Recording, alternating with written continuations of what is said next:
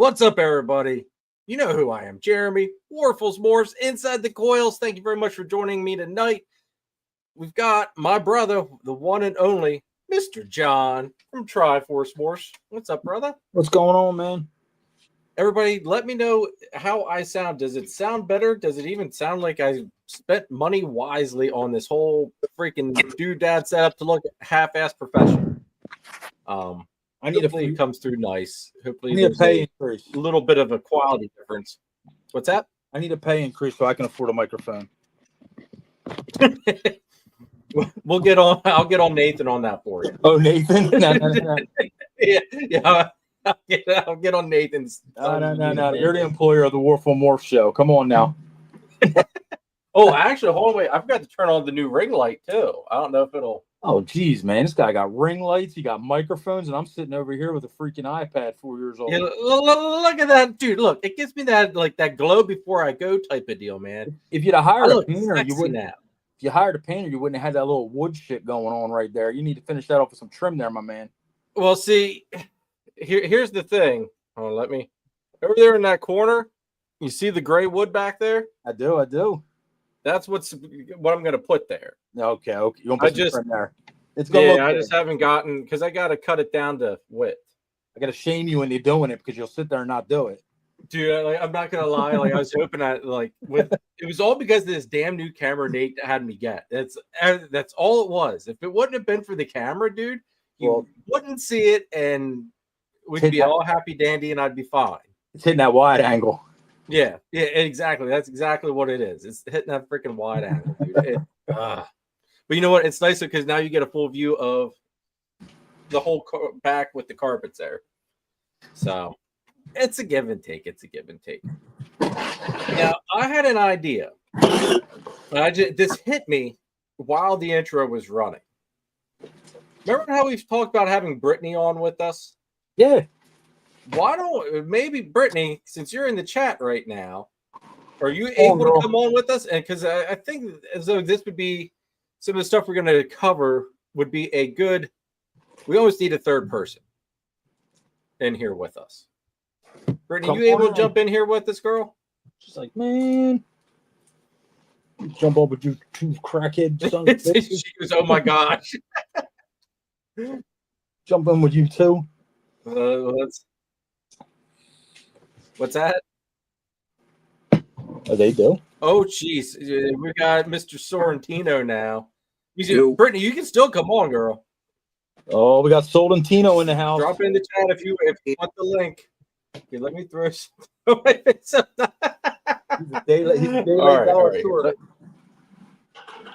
right, let me do this here real quick.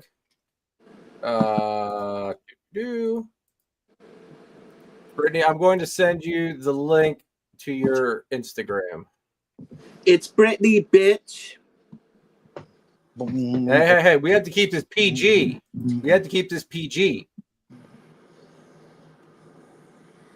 Crap. Oh, wait, I clicked the wrong thing. All right, we're good. I clicked the wrong thing. PG freaking 17. All right, let's see here. Crap.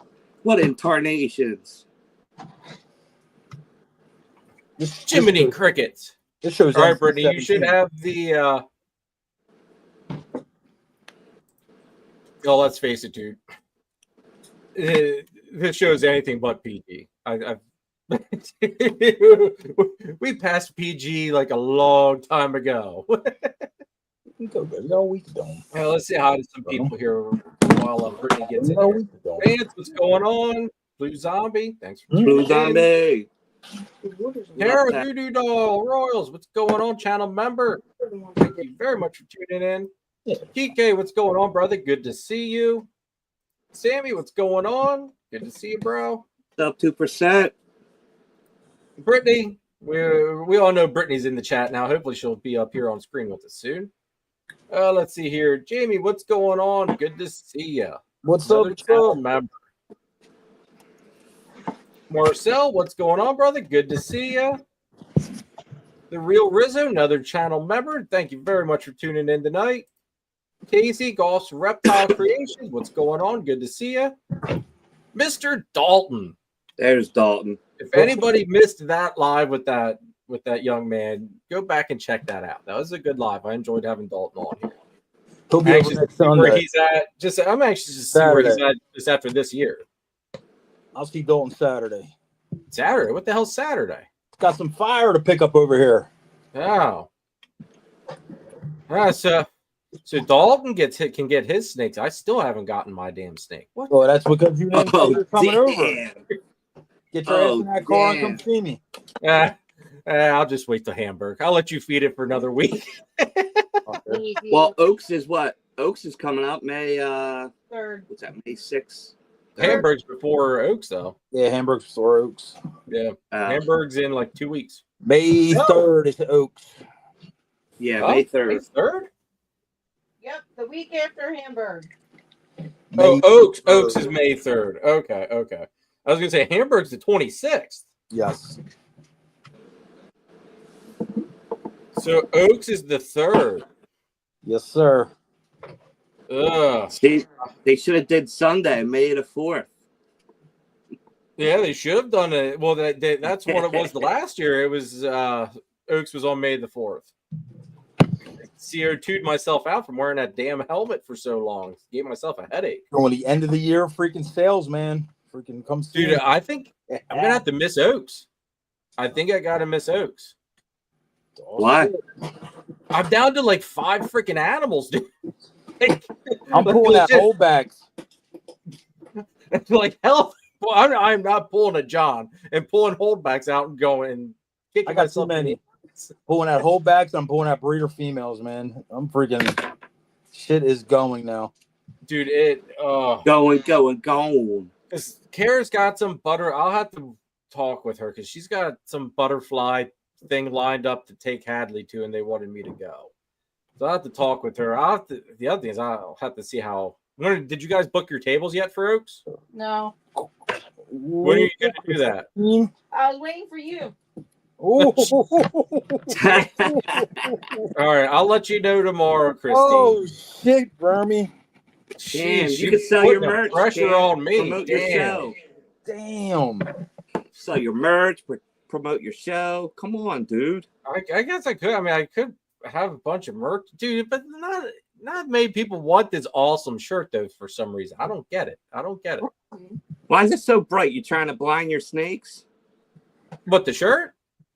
No, the room. Oh, dude, this is a place of zen.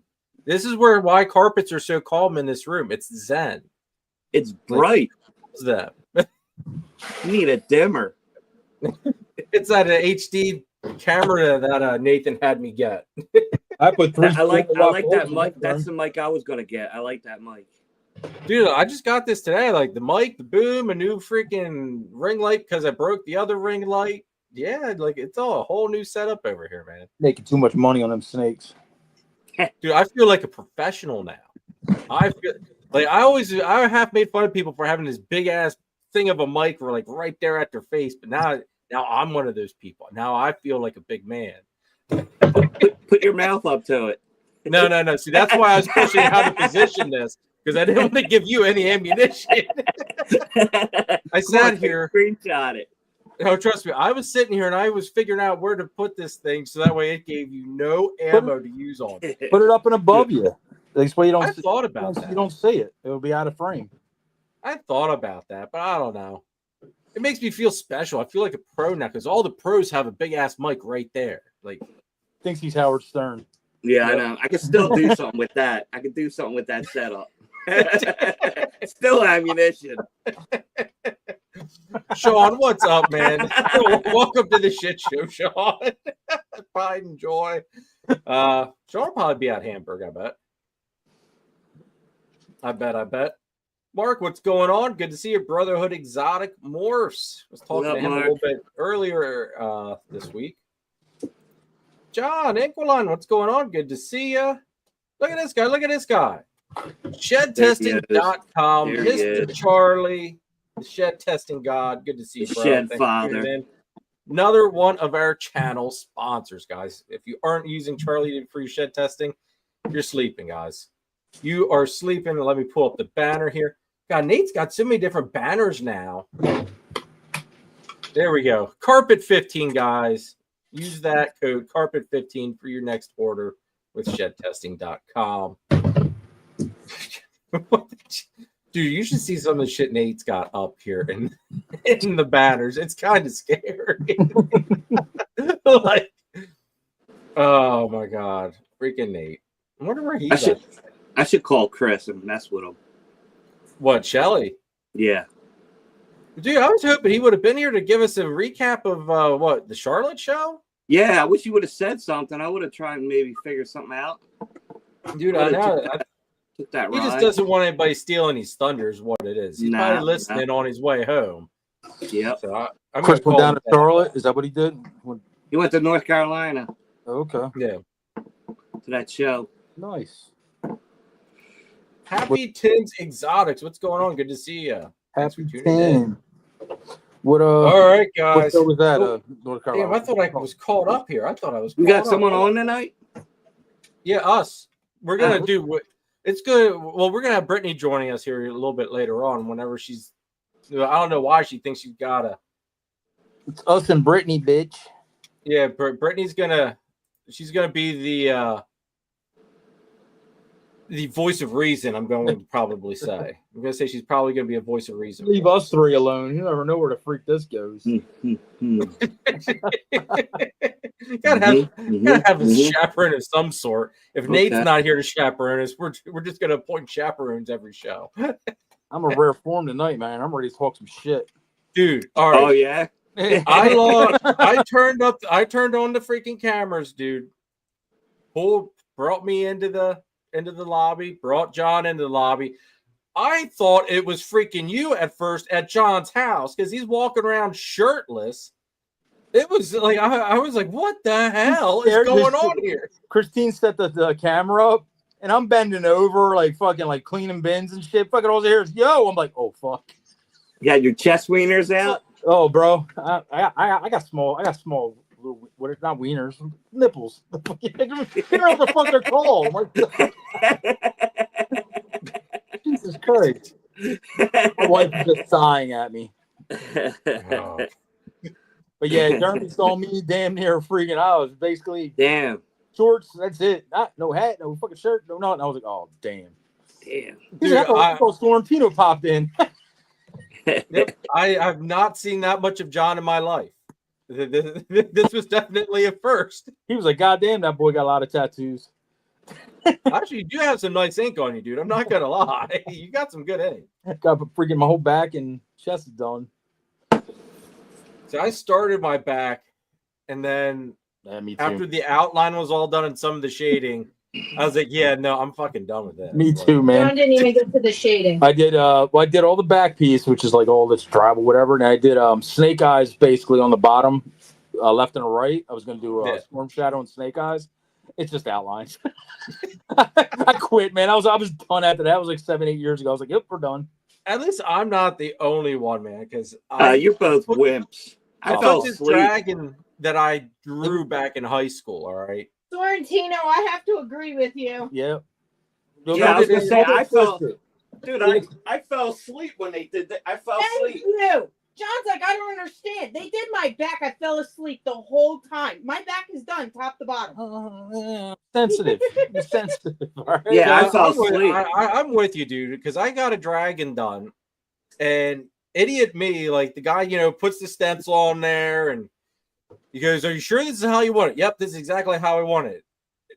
Didn't think about how the neck of the dragon went basically the whole freaking way down my spine, like directly on my spine. My upper back wasn't bad. It was when he got to my lower back, sent me to the fucking moon. Oh, okay. Yeah, lower back was a little bit tender too. It was all towards the middle where that fucking killed. The only thing with the spine, I will say, it gave me the heebie-jeebies. Yes, I mean that's more It of wasn't painful. It was just skeevy feeling, Yeah. dude. It was just Yeah, that I was like, vibrating on your spine's got to be weird. yeah. I know the side hurts, the side by your ribs. and mine comes around to the sides. It just gets. Gotta fix your camera, girl. Oh, is that what's wrong? I was like, why is everything so? Well, it's supposed to be landscape, I thought. Yeah, I was gonna say, why isn't it auto flipping? I don't know. You haven't turned. Oh, wait. Hold So on. you have autoflip turned off? I did. I just fixed Greg, it. what's There up, you dude? go. Channel There member you and go. channel sponsor. Thank you very much for tuning in, bro. Hey, Good to see you guys. in the chat. Hello. Thanks for Christine. joining us Christine. tonight, Brittany. We need a chaperone, and I figured, you know what? We've been talking about getting you on here again with us, and figured Christine's yelling hi. let's just do it. She's in the background. Oh, hi. Yeah, I love that it's, it's people I actually see and know, like local people, getting together, talking about reptile stuff. I love it. No. You Well, man. tonight, John got some. Awesome. John was heat. Like, I had to literally stop John because he was like going off backstage. Oh man. John was on a rampage, like you guys. Like, how about we just save this for the actual show because he was getting real passionate. Like, Is that why we you don't want to started so do late? the second time or this. Yeah, it was around. 8:03. Jeremy's like, we gotta go. Nobody else was in here. It was just me and Jeremy. So I thought we were waiting for everybody, but nobody came. Yeah, I was feeding. Yeah, no, Come here. Christine's freaking everybody's got snakes better right now things to because do, I guess, for some reason. we just moved our daughter and she's been busy with that. So she's freaking changing snakes right now. Ah, So she's got to go back up there tomorrow. good job, Christine. We're proud of you. Ron helped me. We moved the storage unit over. That's what this weekend Oh, was. damn. It was a crappy weekend. Today was Stu nice. Mocker, what's going on? Thanks for tuning in. Stu wants to know, anyone work metal flake? He's Nope. thinking about it and special pies to add something to the high white. All right. I've never heard of metal flake. Been around a while. What is a metal flake? Okay. I forget. In that, Metal flake, I've heard- I think I've only seen it in pied. Is it I don't remember is exactly what it does. it a real thing or is it just a piggyback, another piggyback gene? I don't know. I've heard it though. Shit, what the hell is it? I thought it was like somewhat like Enchi or something. Enchi? Yeah. What the freak? Yeah, I can't remember. I'm gonna look it up now. Say, damn, Stu's first time commenting in the chat here that I remember, and he's already stumped us. What the hell? Congrats, Stu. Congrats, man. Bonnie, man. We were So going everything metal flake is in pied. That's what I Okay. thought. That's the only thing I've seen it in, yeah. He says it adds patches in a pied. Okay. Isn't that what a pied is? Patchwork? I don't know. Maybe it adds more patches into something that's supposed to be like a high white. I don't know. Oh, this is the first time I'm hearing Kind of, about it adds like flakes of patches. Okay. So it kind of like a a gray confetti. matter? Yeah, kind of like a gray. Okay. That looks like yellow belly. Cool. I've never heard of metal flake. That's a first. It's cool if it's genetic. I mean, Yeah, no, I've heard of it before. I just didn't know. I'm not like a. it's something that's repeatable. That's cool. Yeah. Yeah, everything's. All right. I'm gonna run the first channel sponsor here, and then we're gonna get this show off and running. Oh, that's pretty looking. Yeah. Looks like calico to me. Yeah, kind of. Calico does the pods. All right. Here is first sponsor ads, guys. Stop wasting time trying to prove out Okay, animals please. or taking chances on possible heads or What genes the you don't world? know that are there. Head on over. We can still hear you, Jeremy. We can still hear Is that you. a dog? I thought I heard a Why is dog. it- Like a. What the heck? Stop wasting time trying to prove out animals or taking chances on possible heads or genes you don't know that are there. Head on over to Charlie at Gray Rider Reptiles and ShedTesting.com for all of your shed testing needs. He's fast, accurate, and adding new tests on a regular basis. So head on over to ShedTesting.com and check him out. Make sure to use the code CARPET15 for 15% off of your shed test order. Use nothing but the best at ShedTesting.com. And I need to do an update on that list that I show off there because he does have a whole lot more genetics on there now than what is in the ad. So I do need to update that list a little bit. But definitely go check out ShedTesting.com, guys. Check it out. We're gonna make the background. We're gonna do a cool background here. That I'm good for tomorrow. There we go. Look at that. Carpet this shit up. All right, let's see here. All right. So what do we want to? I guess let's go over some like breeding season updates for anybody, and then we'll dive into like some basically if anybody has any Q&As for breeding season tips, tricks. Also cover some, just some little tips from us as far as getting ready for your breeding season. So as far as I go for updates, clutch number 2 is on the ground, which is also part of what led me to want to do the whole tips and tricks aspect for the breeding season, because I had to call John with an issue because I've never had it happen before. We'll dive into that, when we start to the tips and tricks stuff. But clutch number 2 is on the ground, went through and ultrasounded just about everybody. Well, actually everybody. And we're looking right now what I would consider 98% confirmed that they're going to go. We've got 13 ball python clutches. The carpets, through the ultrasound on them, there's no reason they shouldn't go. I don't know what the hell they're doing. Like, they've still got me freaking baffled. Yeah, we're looking at some really nice clutches for this year. Some very nice clutches for this year. Sweet. Clutch number 3 should be laid here this week. And that's Exanthic Clown stuff, hopefully. So, excited for all that good stuff. What's to do with you, John? Well, we're going to Brittany out because that took too long to solve. Brittany, what's new with you, girl? So I guess if I can start with one tip that because I've seen it happen to people. So make sure your incubator is ready. Make sure it's running. Make sure that the temps are good, because if you end up getting eggs unexpectedly, that can really screw you over as far as their viability. So make sure your incubator is up and running. We started kind of late in the season, so we are still in the pairing phase. I haven't had any ovulations yet, so we're going to be later this year.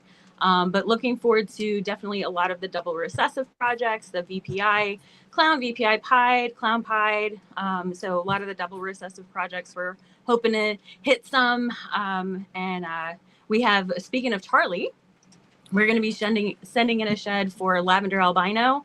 And that one is also, I believe, a clown.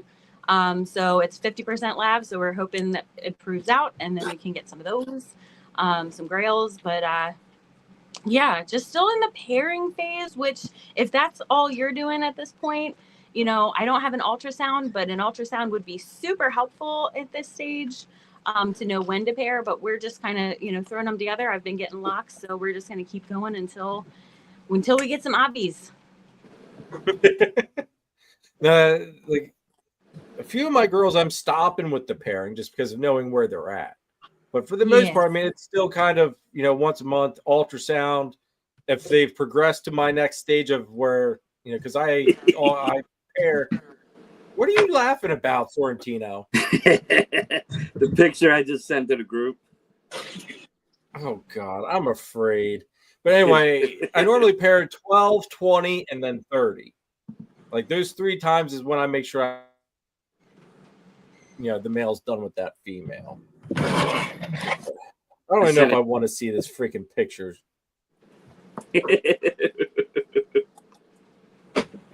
Oh, Jesus. Is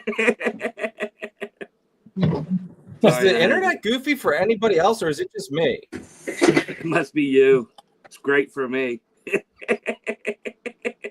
Freaking. Oh, fuck. I'll tell you what, man.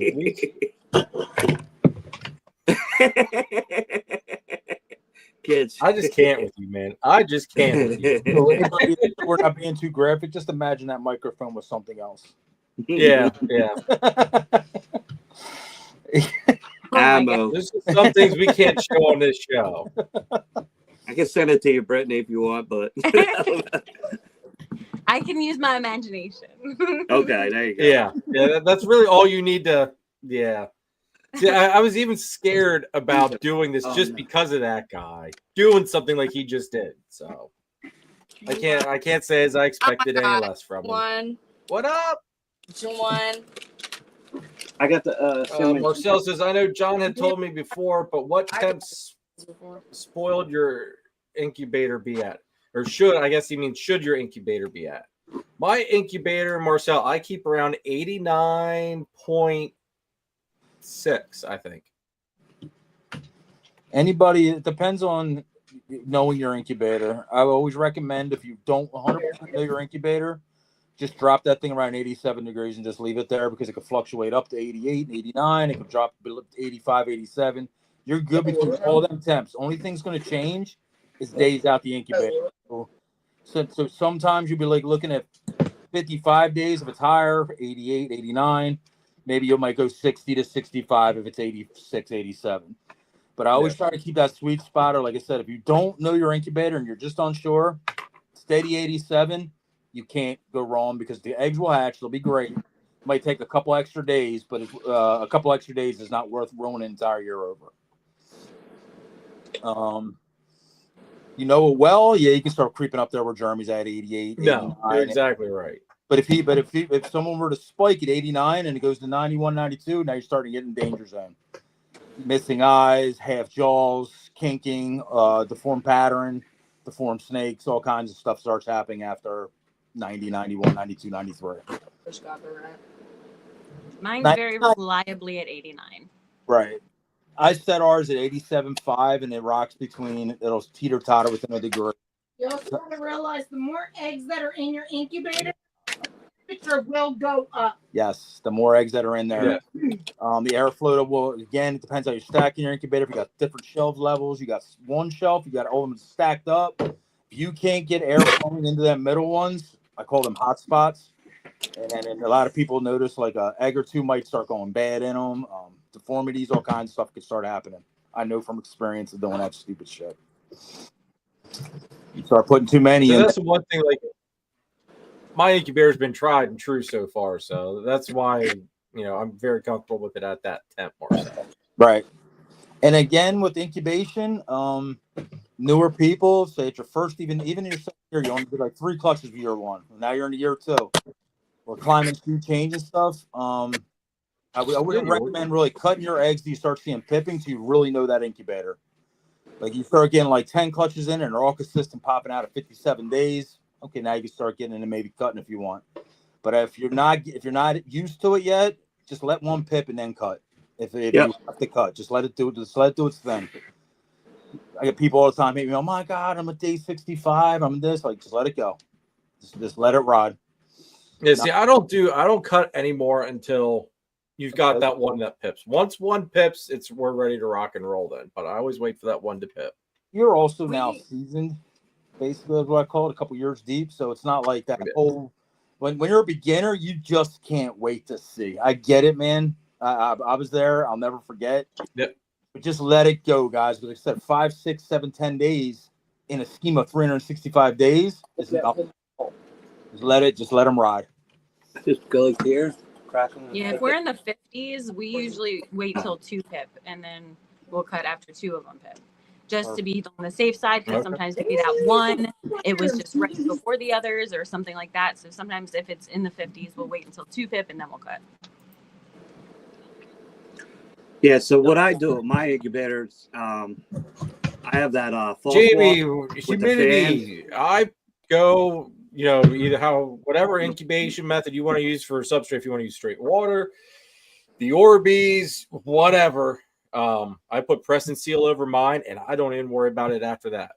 Here's a perfect thing for the press and seal too. A lot of people don't whatever with this. You can either put 2 tiny little holes in the side. I literally use something as big as, just to give you an idea. This is what I put holes in the side of my thing with. It's a little pick.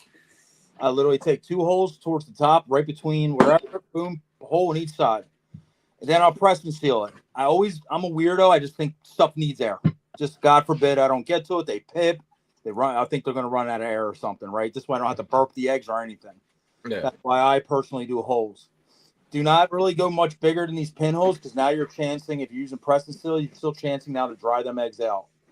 And straight Orbeez, a lot of people have hit me up over now the last year, since a lot of people have adopted this way. add water to the Orbeez, guys. Like just don't make your Orbeez and drop your Orbeez in there. Add like a 1/4 inch of water to the bottom. Just make sure it doesn't hit your eggs on your egg crates and stuff.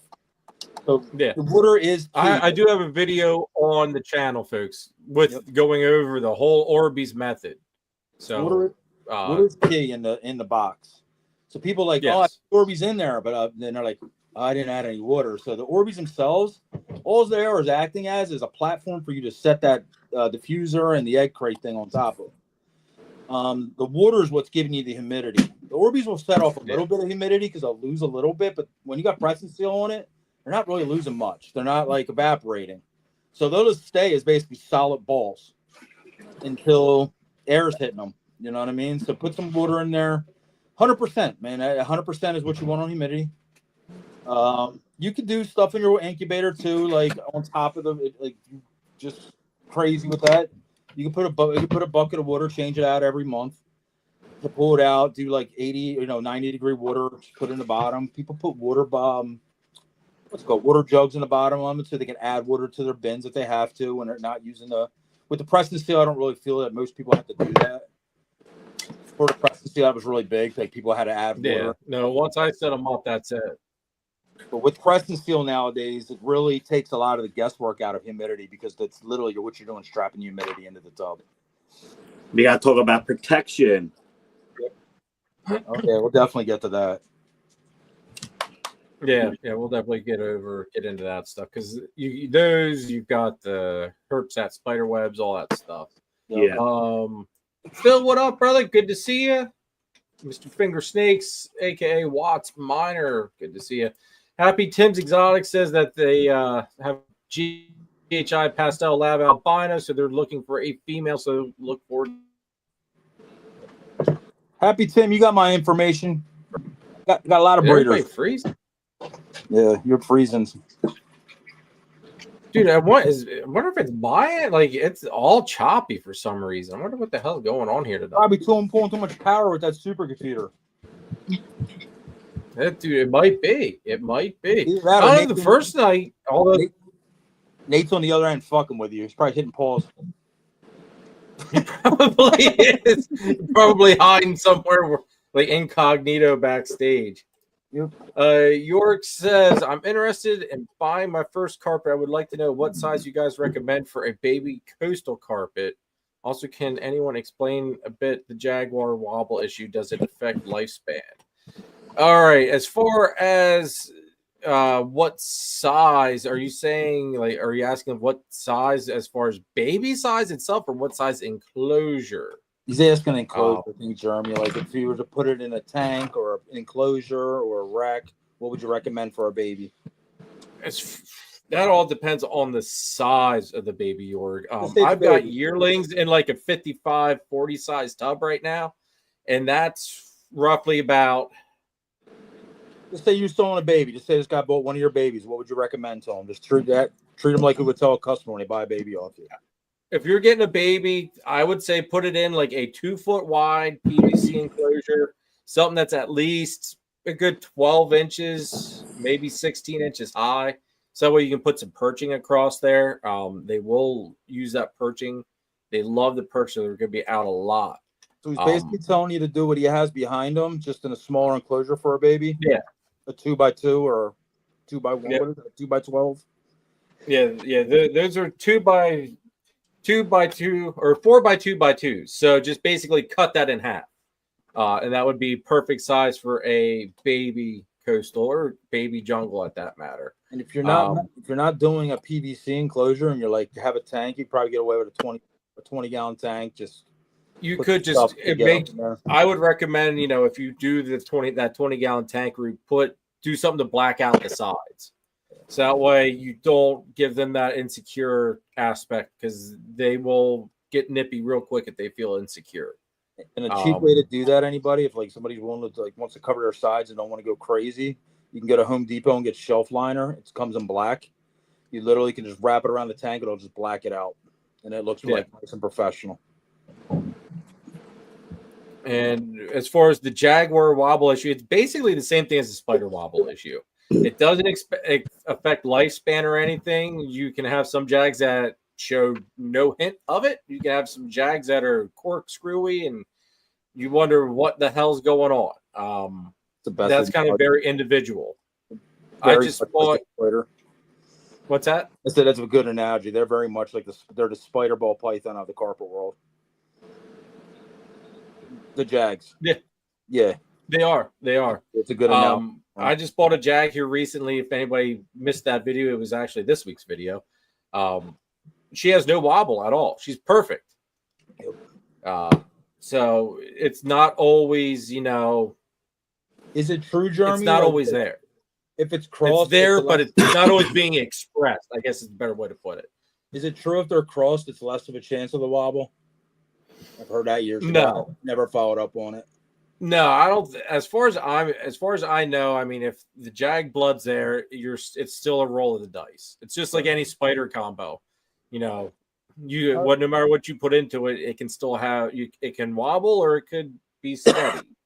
It's kind of that toss of the dice. I am a firm believer, though, just because of what I've done with the spider stuff, that if you breed good examples of it, you're more likely to end up with better examples as babies, because it's an inner ear malformation.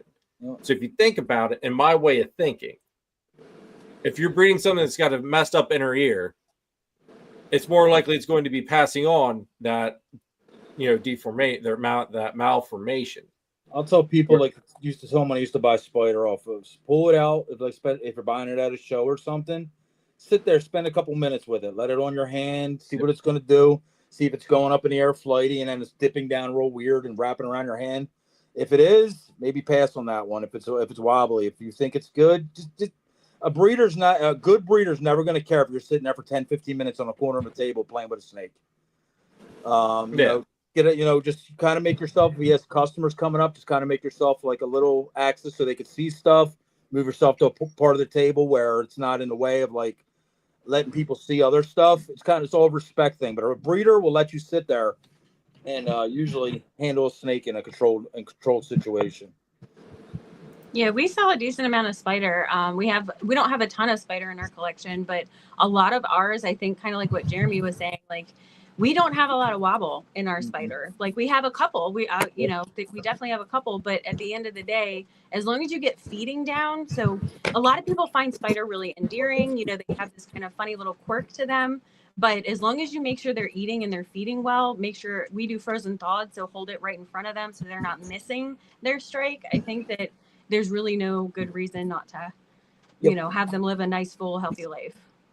Yeah, a lot. Like I said, a lot of the spiders. The truth be told, spiders seem like they eat like crazy. They do. A lot of the hate on the spider gene was due to the internet and not due to hands-on. Like I said, if a lot of people had hands-on with spider, because there's a lot of spider that don't really wobble bad at all. I think people would have a totally different opinion, but a lot of newer people came into it with no knowledge of it whatsoever. They heard a couple people talk nonsense about it, and then they just formed an opinion on it. Yep. And that was the end of it. Yeah, the people got the pitchforks out, and that was it. You see the worst cases that are, the ones that people are seeing. That's the ones that get posted and put up on the internet is the absolute worst cases. Most of them, it's like they just don't know which way is up sometimes, and other than that, they're fine. I blame the person buying them too on top of it because they didn't do their homework on it, like literally to check out a snake. Like a spider, like I would have a hard time maybe buying that one online. Maybe that's one you do want to contact the breeder directly and like deal with the breeder. Meet them somewhere. Let's talk about this thing, whatever. Well, and I don't think it's ever advisable not to tell a person when they're at your table that spider may have this issue. You tell that person, hey, just so you know, like we would never sell an animal to somebody and have them blindsided by that. Ask the questions yep. Ask questions. And that's the other thing that too, I even like Morph Working, I put it in the description. I describe how I've seen the animal act. And someone's looking at them at the show, I tell them flat out, hey, this is a spider. This is a very good example. It doesn't act goofy, quirky. And, I let them go hands on with it and let them see it. Every time they've all been like, oh, wow, like this thing has like zero issues. New computer, new microphone, and you still freezing up like a fool. Yeah, you're blurring in and out too. Up like crazy? Yeah. And John, I know Tell you you have what. champagne as well. So champagne can also have that, but I have yet to see one. I have a couple in my collection, and I have yet to see a wobble in a champagne. I know it happens, but I don't have any. They are 50-50 as well as the spider. Like, you can have a totally straight champagne that can give you wobbly babies. No different in spider. Same thing. We bred the wobble. I always say, like, we almost bred the wobble out when we had spider for. I wasn't even getting ones with wobble anymore. Barely. Once in a great while, you would see one pop out. What I would usually do with that, I'd find a pet person, and I would really discount the hell out of it if somebody wanted it. Like, I gave 90% of that kind of stuff away.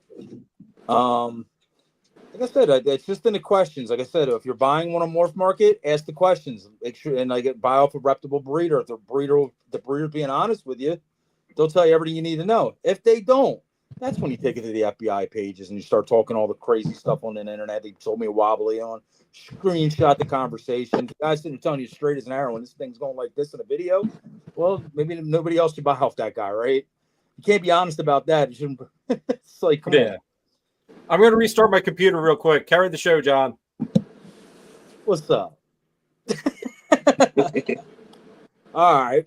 Welcome to the Triforce Show. Now that Jeremy's having technical difficulties. Now, Chris, what were you saying about your false wall and stuff in that incubator? So yeah, I run a false wall with 2 infinity fans. I do around like 88 degrees. I also rotate my boxes. So I just go front to back. How often do you move shelves? Every Sunday. Do you leave them on the same shelf, or do you move shelves? Same shelf. I'll just grab, because I stack them, so like 3 are stacked high. So I'll just grab the 3 stacked high and just rotate them. Because I don't know, I noticed on my incubator it cooks the back eggs faster. So even though the back eggs will pit, the front eggs, like, sometimes they might need another week. So give people a visual on like how your incubator set. How many shelves is it like? So mine's like a refrigerator. It's a vitamin water cooler with the glass front. I think it's 3 shelves. And then I do the water bottles on the bottom. How many? How high you stacking on each shelf? 3 high on each one. Okay. There we go. 2 side by side or 3 side by side? I could fit a 3 stack this way and then a 3 stack this way and this way. Okay. So I could do 9 on one shelf if I wanted to. All right. But I just try and do them side by side. All right. So that's another way. If you guys have a setup kind of like that and you feel like your eggs are cooking from the back to the front unevenly, like I know a lot of people have talked about that over the years. That's a method you can try too. Just trying to. Yeah, I mean my incubator stays pretty. Every shelf is temps are good. It's just always seemed like my back eggs would cook faster. Most incubators will cook the back a hair faster than the front because that's where the heat source is at. So it's not a bad idea if you're in there. Like I said, you can do it every month or whatever because you're only talking. What's it called? 2 months to come out. So flip them one time, maybe flip them maybe towards the end of it. What do you flip bigger, Chris? Every 2-3 weeks? I flip every Sunday. I just you do it every week. Every week, once a week, every Sunday. All right. I mean, I might be doing too much, but it works. If anybody's having that issue, there might be a solution for them. I mean, you could probably do it every 2 or once a month, but I just do it every Sunday. I just made a habit of it. So I also noticed most incubators will cook a little warmer up top than the bottom because heat rises. Yep. So what I do, if I have room in the incubator, my top shelf. Oh, go ahead, Jeremy. I was gonna say my top shelf normally hatches like day 53, 54. So and what everything else is like 55, 56.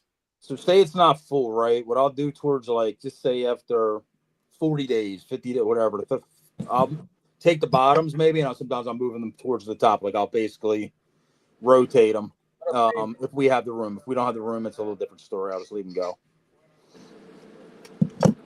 No, I don't have any eggs yet. We have.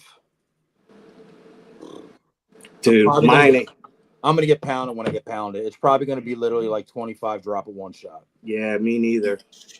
Dude, they're all swollen. They're ready, man. They're all swollen. I ultrasounded and oof. Yeah, like we used to have a lot of like March, April layers, and I turned around and I did sell a lot of that stuff off last year because they were early girls. We were revamping for room and all. So I lost a lot of my early girls, and I started really late this year compared to normal. Like I didn't start really pairing anything like January, even into February. I just followed the incubator, or the incubator. I followed the ultrasound. And literally what has happened now, I think Christine's got check on like 4 or 5 of them right now. And then we have a ton of just freaking duns. My duns are basically ovulations. So I'm just waiting for all now pre-lay sheds. And then that boom's going to be, I think this year's going to be a 3-wave, just like every year. I always call these waves. Like you have a first wave, second wave, third wave, where they lay kind of within each other. But I think the last wave's not going to be as heavy. Yep. We lost our first wave, so basically the second wave's going to be insanity. We thinking mid-May, end of May. I'm thinking, yeah, freaking all end of April. I think it's really going to start popping off.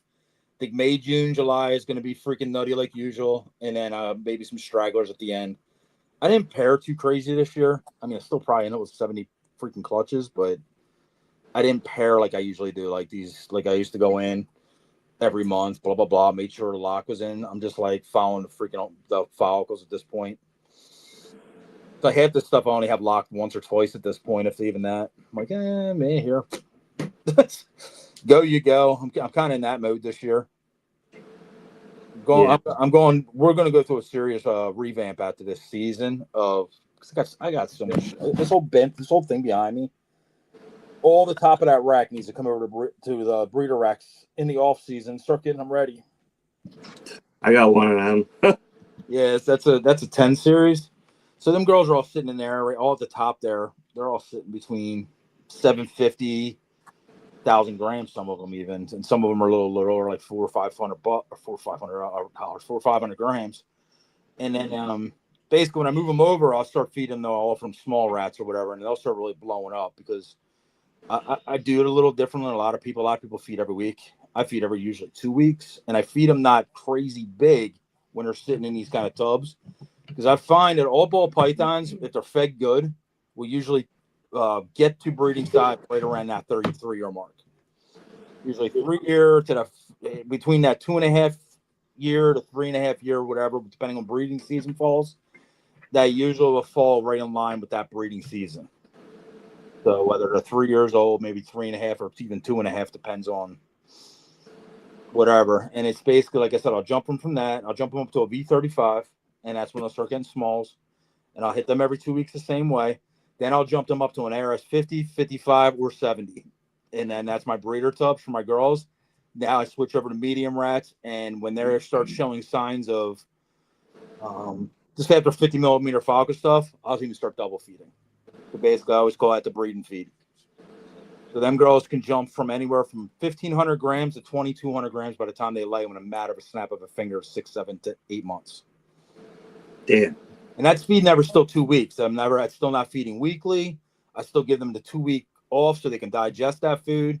And I'm not talking like mediums, like taking your snake and like ass to tail freaking all food. Just like if it's a big snake, 17, 1,800 grams, and a medium, normal size medium like that, she's shooting at the bin when I go to check on her for the second one. Oh shit, girl, you can have another one.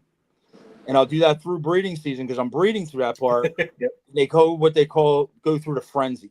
It's a breeding frenzy. Like once you start knowing your snakes, they'll act different. Like usually they'll, snakes will always come out and snap that food and bring it back. But usually when you go back in, they're all like tucked away in their little ball, ready to start digesting that shit. When them girls are breeding, They're back at the front, man. As soon as you open that bin, they're just oh yeah. Shit. Dude, I bring the bin in, their noses are up at the front, right at that crack going around. So I almost order the same food all time year, even though my girls go off and they start doing this shit because the second tier will start taking their rat. So basically, the girl that didn't eat now that's nestling and getting ready to freaking give eggs and shit, the girl that's still feeding frenzy will get her rat now. So it's double feed on them girls. Yeah. So there you go.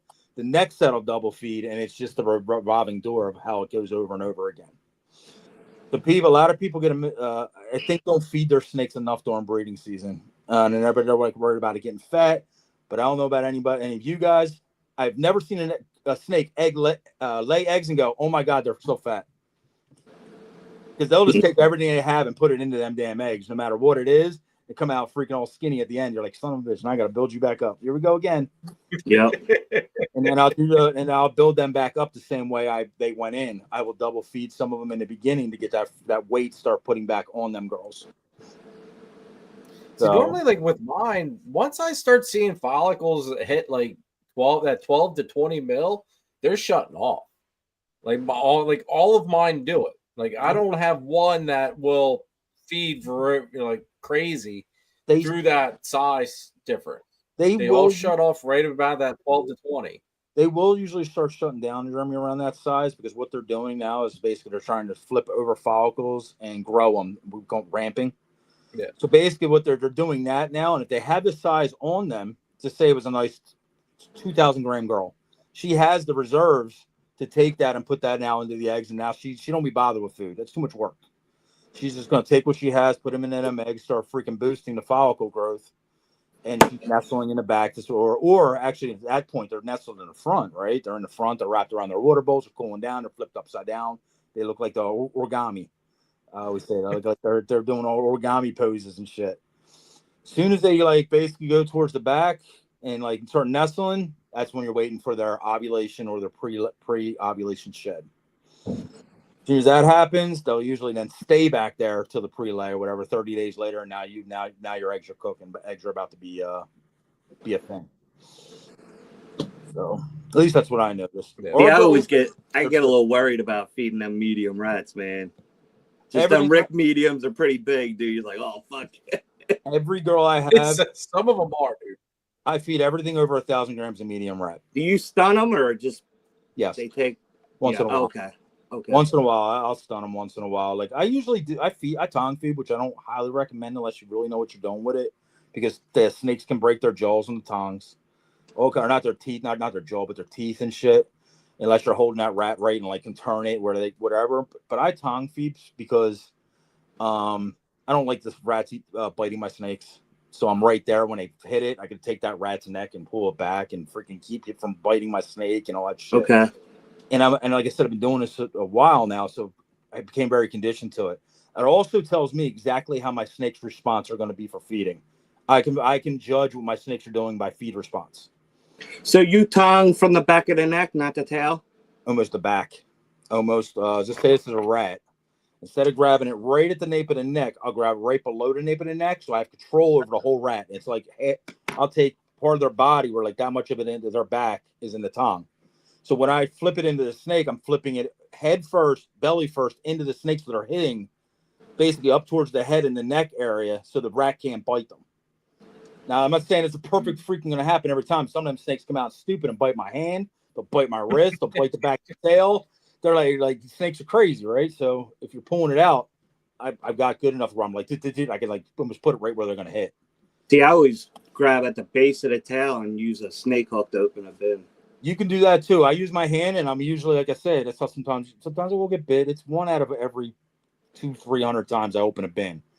But it's literally like I pull it open and like I see where they're at, and I see their head, and I put the rat right where their mouth's like, because they're coming. Yeah.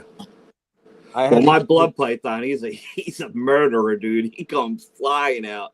He comes flying. I know when I open that bin almost exactly if the snake's going to eat or not. Like 90% of the time, they're right there waiting because it smells in the room. The freaking bins are in here, so they're all waiting to get on it. Once in a while, I got to go back and smack them in the side with the rat and be like, "All right, dumbass, do you want to eat?" And they'll be like, "Oh shit, there's a rat in here. Let me eat it." Like, and I'll do that, and I'll put it in front of them and just wave it for a second. But they show no interest. I half cock my bin open for everything that has 8. If I decide to drop a rat in, say the snake's being kind of like hesitant, it looks like it wants to eat, but it's hesitant. I'll just drop the rat in there. I'll take a clip. These kind of clips, you can buy them on Amazon and shit, whatever. They're just literally little envelope clips. You buy them any color, sizes, if you guys want to do all kinds of stuff. I'll put it right in the middle of the bin. So when I go through that rack, since I tongue feed, I know a rat's in there. So I can literally, I can just scan the room and I'll be like, boom. If that snake don't eat, I'll take that clip and put it at the end of the bin.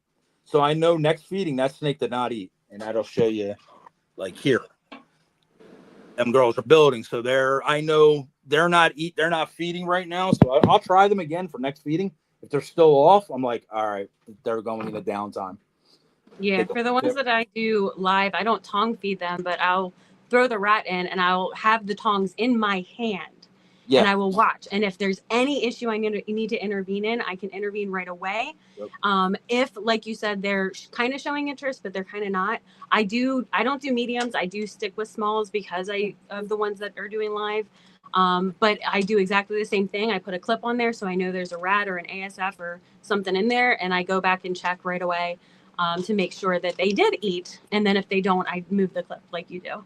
The other thing with us too, like I said, it's almost like an inside. It's not really a secret or not, but like people that buy our snakes will always go, "Oh my god, you guys freaking snakes eat so well, and it's because of how I design it from the beginning. As babies, Christine will take these because she's usually in charge of baby feeding room. We'll feed every week. I'll feed. We'll start off with either a rat or we'll start off with a mouse, depending. She'll try rats first, all the way through first feed. If they take a rat first time, boom. And sometimes they just stay on rats and never even see a mouse. Then you have some of your whatever ones. They'll get a mouse the first time. Maybe she'll do it the second time, and she'll into the third, fourth time she'll introduce a rat again to try to switch them.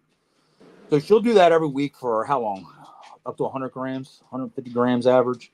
So she'll do that up to 150 grams depending on the snake, 5-6 weeks, whatever it is. Next thing you know, we switch them to 2 weeks. Now they're hungry. So them little suckers, and we'll boost them up to little rat pups. And, Rat and Brick's rat pups are really decent little rat pups, or crawlers, little crawlers. I mean, crawlers and rat pups, depending where you get them, are kind of the same, whatever. So then they'll start slamming them. They'll get that now every 2 weeks, but now they're hungry. So now when they hit them things, they're now hungry, and we're keeping them very healthy. But I'm keeping them small to keep them V18s and V15s. We're basically because some of that stuff's for resale. I don't want to blow these snakes up too big. I don't want I don't only have so many ARS 10s and ARS 50s and all that stuff. My holdbacks are the same thing. The holdbacks are the same thing. I do the same exact thing. So it's not like I'm feeding my snakes and feeding even more. It keeps them crazy. It'll keep them wanting to eat every 2 weeks like clockwork. So when they hit 600-700 grams and I move them up, these things start exploding. Literally, when I move them up to a V35, they'll go from 600 to 1,000 grams within a matter of a couple months. Next thing you know, another 6-7 months, I could breed them if I wanted to because of the way I'm feeding them. It's not overfeeding. It's not underfeeding. It's just they're feeding perfect. The snakes are like perfect consistency. They're healthy looking. I fed every week. I felt like it was just wasting money because they would just shit out with it. If they knew it was coming, they'd shit it all out. Well, the other thing is, though, too, is that I learned this from like watching Billy there at Mutation Creation when he had. You're about to say what I was about to say. I can't think of who. I forget he's a doctor. He does like boas and stuff like that. Yeah. Warren Booth, Dr. Warren Booth. That's it. Every 2 weeks, that allows that animal to fully digest that meal. Because when they're digesting, their heart enlarges, their plasma gets thicker. Like there's a whole bunch of internal changes. It's a lot of work that we don't see, we don't know. Yep. But if you're feeding every week, picture running in an engine at, say, just 5,000 RPM all the time. It's a lot of work letting it get down to idle. It's a lot of work for a snake to eat a rat. It's a lot of work on them, like twisting it up, killing it, swallowing it. So you're right. Like it gives them a 2 week is a great from. I could sit here and tell you we feed at 3 days later. I don't know how your guys' reaction, but 3 days later, usually they do that first initial piss. And it's a big piss because they drink hard after they eat. So we'll literally have the water bowls all changed right then. I'll make sure when I check the rats and the shits in the water bowl, because them snakes are going for the water bowl after they eat. So if the rat poops in the water bowl, if you didn't check that, they're drinking that. That's usually how a lot of snakes start getting like bacterial infections and shit, which nobody talks about. So basically, make sure that water bowl is clean. Make sure the rat didn't shit in it if you drop the rat in there, and then because the snake's coming to drink it. So they'll do their initial piss 3 days later. So about after that, 5 to 7 days then from the initial eat, they'll piss again. And usually with that, there might be a little bit of squirt of poop with it. Like, and then that's that nasty, disgusting pig, right? Then 7 to 10 to 13 days later, they usually try to poop. 15 days later, even. That's within that 2 weeks. They'll poop later before they eat again or right after they eat again because now they're full. It squishes it out of them when I feed them again. So basically, after I feed, the next 2 days after that, it's like, oh, here they go. Freaking, here comes the messes, the floods, and So whatever. But 3 days after a snake usually eats is when you'll see their first initial pee. And so they'll pee in a corner, they'll pee whatever. And then we call it the next pee is the flood. They'll flood that bin to freak out if it's paper. And I'm sure a lot of you guys have seen that shit. You're like, holy shit, I didn't even know you drink that much. But that's when they drink the most. The snakes, like I said, the water's always good to have in there all week, whatever. But the snake will usually, after a feed, is when they drink the hardest. Hey, Lindsay. Because they're getting basically all their water and all that shit. And they just do whatever they're going to do for whatever week or two. And then it's time to do it again. Defecate, blah, blah, blah. Clean that bin out. Freaking make sure that bin's clean for the next feeding. Because in the wild, what these things do is go to a burrow. They shit. They piss. They do their thing. Boom. Shed. They leave that burrow. Go to a next clean one. And when you have them in the same tub in the same spot, a lot of times people don't realize if it's not totally clean inside, outside, whatever, that snake wanted to move. It don't feel it should eat in there again because they still smell their own crap. They still smell that rat scent, all that crap in there. Their sheds, all that stuff. So they're just like, I'm going to take off now. So that's why I say usually if you see a snake that usually is anything under 1,000 grams, especially, if you see it start missing meals, change locations and clean that hole out. Take your cloxidine, scrub the top of the bin, make sure your bin's real nice and clean. New water bowl, set them somewhere else in the rack. 9 times out of 10, a healthy good snake will slamming food in that next spot over again. Some are more finicky than others. I have a damn snake, man, and he needs moved every 2 feeds. I'm like, you son of a bitch. Every time he freaking eats, he will not want to eat in the same spot, so I got to move him here. You got to talk about bath time. Yeah. Bath time. My damn bath time. Give him a bath sometimes. You and your freaking bath time. I would say give him a bath and dawn. So that's a great tip. If you got a problem feed or snake, just clean its hole out. Give it a whole new home. Yeah. If it's in the tank, take the snake out, maybe change the bedding out, scrub your walls down, chloroxidine and shit, and then scrub your hides, rinse them in Dawn, all that shit. Give them a nice new fresh setup. If you have to do that, like most people should do that really, like, every 1 month to 2 months anyway. Yeah. Well, I know, like you're saying, Sortino, with the bath thing, especially during breeding season, you'll have those males that go off food, and sometimes giving them that bath and that Dawn dish soap, that's all it takes to get them back on food. Yeah. They're instinctual creatures and are all about smells and stuff, man. So they literally secrete all that little piss around the corners. When we get that stuck piss in the corners, we're all bitch about, and we have to use these damn scrapers to get it out and shit. They're all scent marks. They're not pissing there just to piss there. They're all sent to mark their territory. So that's why you always see it in the 4 corners, not usually in the middle of the bin. It's usually up front in the corner of a bin or the back corner. It's a scent trail. It's basically, get the hell out of my area. This is my house. Yeah. So that's what they'll do. They've never noticed when you change your snake and they do it instantly. They'll go back and do that little tiny piss spot.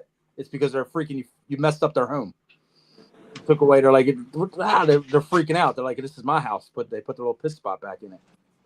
It's a bastard took my spot away. Everybody's like, oh, they peed again. I'm like, no, they're just sending they're marking their territories. They're no different than a dog or cat or any other wild animal, man. They're just scenting. Well, and someone was asking John if you do any ASFs, because I have never had an issue switching back and forth.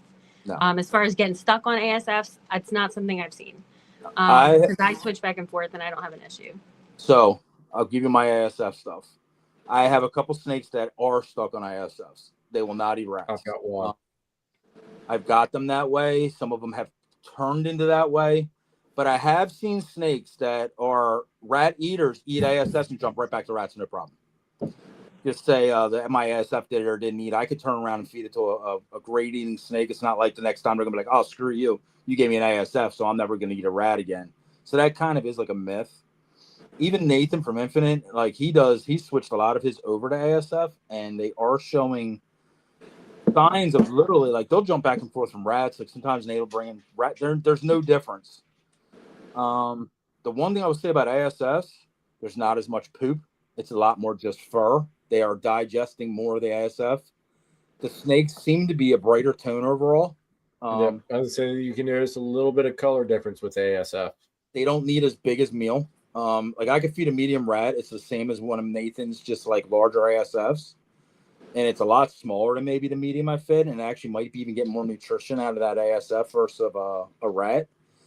It just all depends. Like if you have access to ASS or not. Like if you're stuck with rats, you're stuck with rats. If you have access to ASFs, it's not usually a thing to really transform them over to rats if they're a good eating snake. Now, if they're a pain in the ass to begin with, well, they're a pain in the ass probably for everything.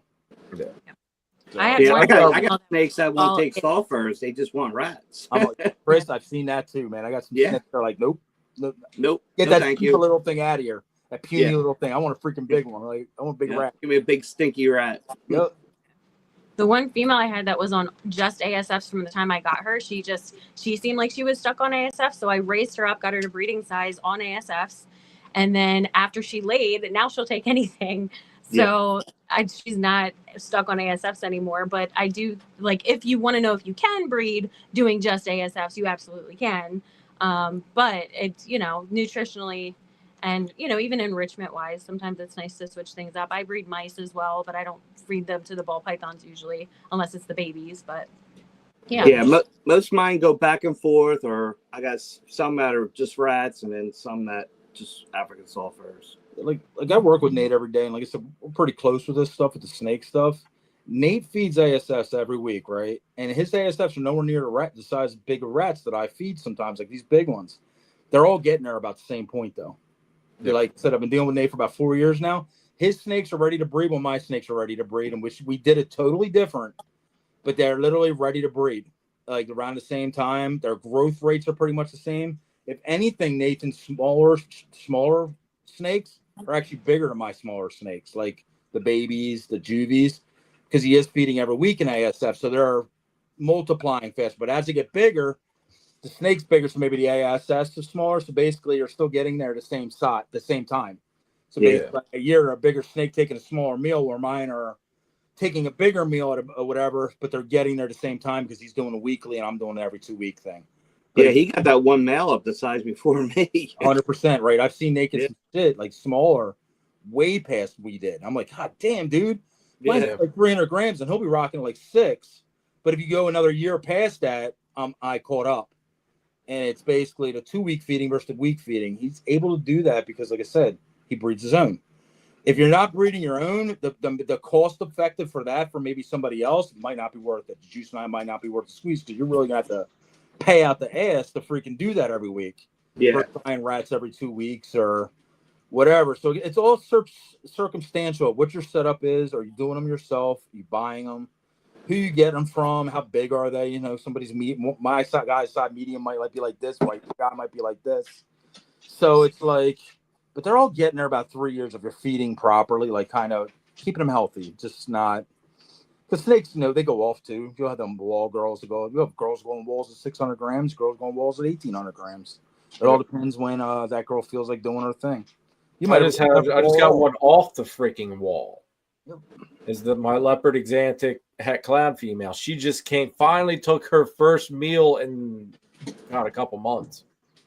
Like hopefully this is what this running up of her, getting her follicles going now. Though. How big is she, Jeremy?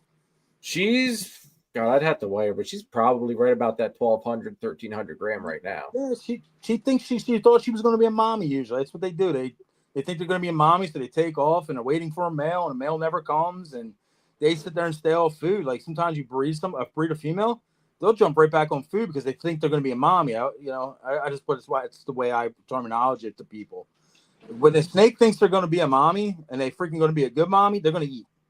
Yeah. Because they're going to build just like a real mom. They're going to eat double if they know they're eating for 2. But these guys are eating for 6, 7, 8. So they're literally going to eat, and that's what a frenzy is. They're going to eat because they know babies are coming. It's instinctual. It's mother instinct. Now we got some of these girls, man. They're just like humans. They unfit mommies. They'll take them kids, spit them out, freaking eggs, and take their tail and shoot them across the bin and be like, "I ain't sitting on you, bastard. Get away from me." Right? Like you open the bin, you're like, "What the fuck, man?" The fucking eggs are everywhere, and the girl's sitting there like, "Yeah, get these effing kids away from me." I call them bad mommies. So, or even just like that mom that I pulled off the eggs today that decided she was basically going to do that. That was the first for me. And everybody, this is what I had to call John about. Pulled clutch number 2 today, and the eggs were basically like they had like almost looked like she like slathered a little coat of poop over them somehow. And I'm like, what the hell is this shit? Like, never have I seen this in my life. And they're like, so what she did was held her poop, man. She might have been minorly impacted. She might have been just decided to grow her follicles goofy, just goofy in the head, whatever. So she had poop still in her with her eggs. What happened is when she pushed it out, the other track hit the other track, and kind of happens in humans too, believe it or not. So the best case scenario, Jeremy called me with it. He said, "What the hell do I do with these eggs? Because it will mold. Like anything on an egg, a paper, anything on an egg will mold. Like if you pull, anybody notice you pull paper, they're on paper, and you pull the paper up, the paper will mold on the egg. If you don't get the paper off, it's not going to hurt it. It's not going to whatever. You just got to keep kind of an eye on it if it has some paper on it. Just like, no, that can mold on it. A healthy egg is not going to matter, right? It's just going to mold on a little bit and fall off. The poop's the same thing. So basically what you do is you just pull it out straight the way you found it or whatever, candle it, make sure it's freaking center, whatever you caught it. Put it down, wipe it off with water. And you could have used chloroxidine too, Jeremy. Like I meant to tell you that on the phone earlier, but just wipe it off as best you can and just incubate it. It'll be fine. Yes, that's what I ended up doing. I mean, as best as I could, as gently as I could. John did tell me, apparently I wasn't supposed to try to juggle these things. Yeah, I thought juggling might make them dry a little bit faster. So, yeah, John talked me out of it. So we did not juggle any eggs. Brittany's like, oh my God. Juggling. You know what? But no, I saw this because, like I said, I mean, every clutch I've pulled up to this point, they came out pearly white. They were great looking eggs. This was the first one. I'm like, what the hell do I do? So, one thing I'll tell everybody about breeding ball pythons, you will always see something you've never seen before. Unless you've had thousands of clutches of eggs and been doing it for 30 effing years. No. Every year you're going to see something weird. I've seen girls freaking go egg bound. I've seen them go egg bound with one egg in them.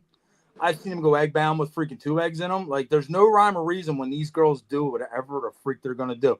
I've seen what we just talked about. A girl kick her eggs out and literally take her tail and spit them and kick them away from her and literally beat the shit out of the eggs around the bin.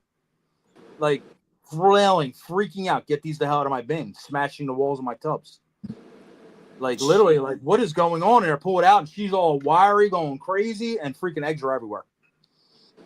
I've also had girls that literally don't want to give them up, man. They freaking wrap it around them bitches like that. Just don't touch me. Like, you'll see it all.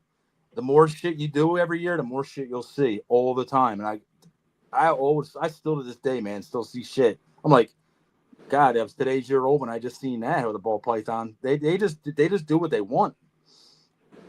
We just had a girl. Nate, I mean, I was talking to Nate about it. I just had a girl eat a 38 millimeters. I have never seen that in over a decade.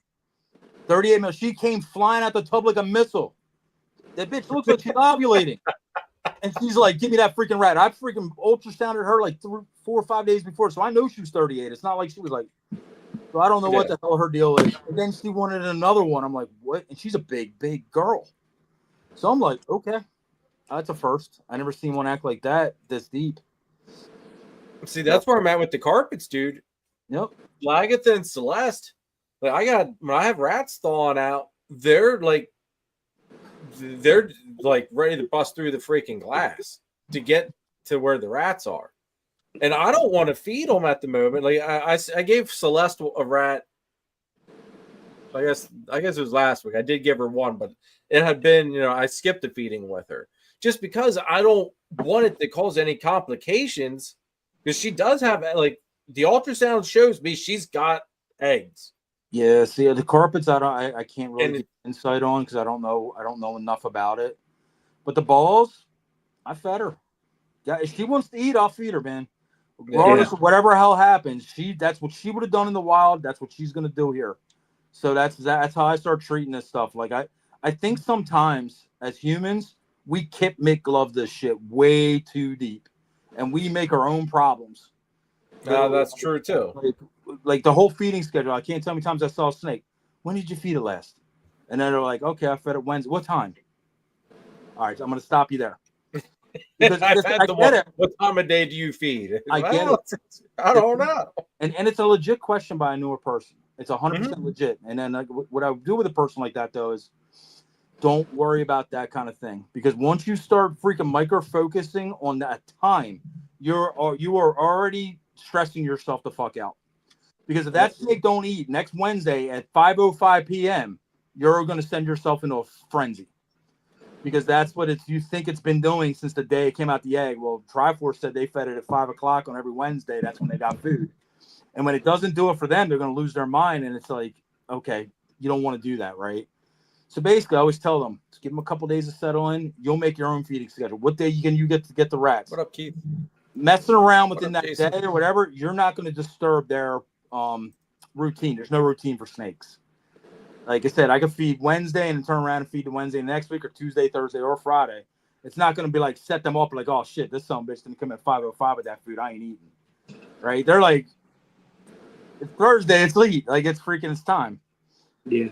So I do think we stress ourselves out totally, especially being new, and it's all good, man. These snakes are gonna do what they want.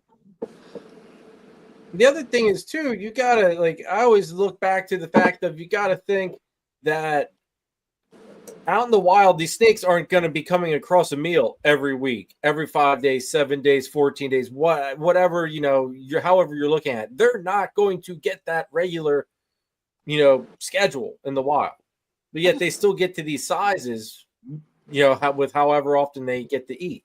And some of them might only eat maybe 5 times a year, possibly something like that. Who knows? But I mean, you know what I mean. Balls go off and stuff. I tell people sometimes Mother Nature knows best. I tell people when they start really worrying about a ball eating. Okay, just say you just got it and it's little. Craig. Hey, Craig.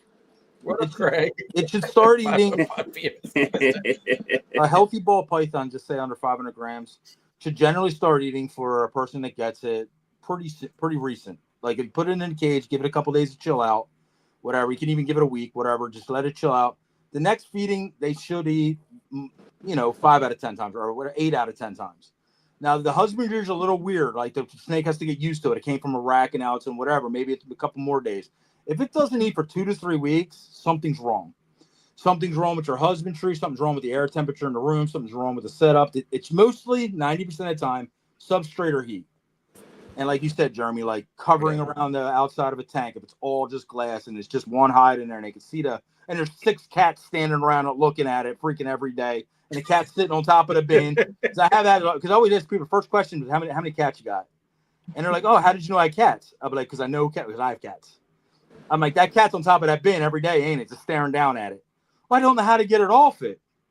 Well, I think you have to cover now. The aluminum foil. Or cover the snake and put something on top, like halfway through. Then that helps for him and to figure out something for the top. Cover up to half the top for your light if you want to light up top. But anyway, and they're like, okay, so figure out the cat problem. Well, now what you're under temperature heat? Well, people say 90. Is it at 90 or is it 90 inside the tank? Like, and then that's another thing because people put like this much substrate in and go, and the thing's set at 90. Well, that thing's only getting through at like 82 degrees now, right? And the rooms we have air conditioner on with 67 degrees.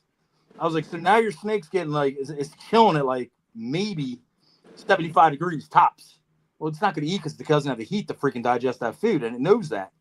So it's like you just walk people through them kind of situations and stuff. Usually, like the next time they eat, if they process and understand what you're saying, they usually hit you back and be like, "Oh, thank you, it ate." Because it's just growing pains of like what to do and whatever. So usually, like I said, if a snake's not eating, look at husbandry first. If it's something you think that should be eaten. Because 9 times out of 10 is husbandry. It's heating, it's location in the rack, smell, cats bother them if they're on a bottom rack. Yep. Like I know my cats will sit here and they'll sit there and pull at the bin. I have locks in some of the bottom bins because they like the colubrids. My colubrids give 2 shits about my cats. They'll F y'all stupid things, but my balls, they'll stress them out. So I have the balls hired, and the cats will be able to mess with them. So, but I'm gonna pop off, guys. I got stuff here to finish. Questions. Later, brother. All right, Chris. Take care, bro. Good to see you. I know, like, my first question in that instance is send me a picture of your setup. Yes. Like, before I even start diagnosing anything, let me see the setup. Yep. And like you said, John, it's a lot of, temps, bedding too thick, wide open sides. A lot of people get the adult size enclosure for the baby. Okay. And it's just, like you see a little bit of everything. Yeah, like anybody could touch on that controversial racks versus enclosures, and like, there's a lot of like war about. There's a lot of war in our freaking industry to begin with, but like, what's better for them? They're both good for them. They're both fine if you literally do them right. Like 100%. My snakes eat like monsters in these racks. I have did tanks before this. I've done enclosures. I used to be the guy who had a room with like 80 tanks in it. You know what I mean? Like all exos with all the freaking decorations, and open it up and eat the little water bowls. And I've done it from A to Z. And I do it this way because I'm an addict and I have too many snakes, and like this was the easiest way for me to freaking do what I need to do. But that's it's neither here nor there. Like I said, anything can work as long as you do it decently and do it right. So I said, I'll never look down my All nose. Stars wants to know Whatever. What do I use? All Stars wants to know what substrate you're using. I use incoming snakes paper. I start off of paper, Ball Stars, and then I leave everything on paper to about 1,000 grams. Reason being, I have low tubs. If you look over here, they're V35S's, which are not the most ideal for ball pythons. They work good for me because of the way I feed and just whatever personal use. They work great for me. ARS 10 low. So paper works best on them. If I put bedding in them, it raises them too high. Now it makes it really difficult to feed in them, and they fucking are a mess. They'll take that bedding and just push it into water bowls because it's all low, right? So they're just, next thing you know, I got water bowls that are clumped up with bedding. So I'll do paper from everything up to V35. So that's my V15s, my ARS 18s back here, or my V18s are back here, ARS 10s, V35s. As soon as I hit this size, this is 55. Over here is 50s, 70s, 70s. So they're on Aspen chip, which is we call it Nathan's bedding. What it is just shredded up. It's shredded up Aspen. A little messy, but Do you get a lot of stuck shed doing Aspen? I don't, because I run it. I used to until I really started running the humidifier in here. It's still 50-50 during summer months. We have forced That's the stuff from Nate, right? What's that? That's the stuff from Nate, right? Yeah, that's what I said. We call it AKA Nathan's bedding. Oh, okay. But it's called Aspen chip. I do with that bedding for it. That bedding is nice. I like it for the couple bins that I have with it. Yeah. I will say this though: if you feed frozen thawed and you're thawing your rats in water, do not. I repeat, do not use that bedding. I was definitely going to get because reason being that will stick to your rats like crazy. It's like because I got it. I love that bedding because it's so nice. It smells so good. You can easy cleanups. It's great. Yep. But I feel as though it's great only if you're doing live. Now here's if your rats get wet. Here's my story. I'm just gonna say I use the Aspen bedding. Now we talked about I feed live. I feed live for everything because it's just more convenient, easier for me, and I have access to live through the guy I get it from. I do not do frozen thawed on this shit. Like Jeremy said, if it so much is damp, your snake's eating all that bedding. Now it can get it through its system, but I don't recommend it. So I would never feed frozen thawed on bedding like this. I also don't recommend feeding frozen thawed on messy cocoa. I don't recommend personally myself feeding freaking frozen if it's getting wet or anything other than paper because it's taking shit down with it. So I used to do paper all the way through here. Now I'm saying you can't do it. I'm not saying you shouldn't do it. I'm just saying that personally I don't do it. Now if you clear out a spot maybe where it's whatever, like take that bedding and you push it out the way and then you feed your snakes like I kind of said dong and I'll drop them down where it's cleared out, you got a way better shot. But if it's wet, anything that's hitting that rat, they're pulling it down through with them. So you can you're raising like even action.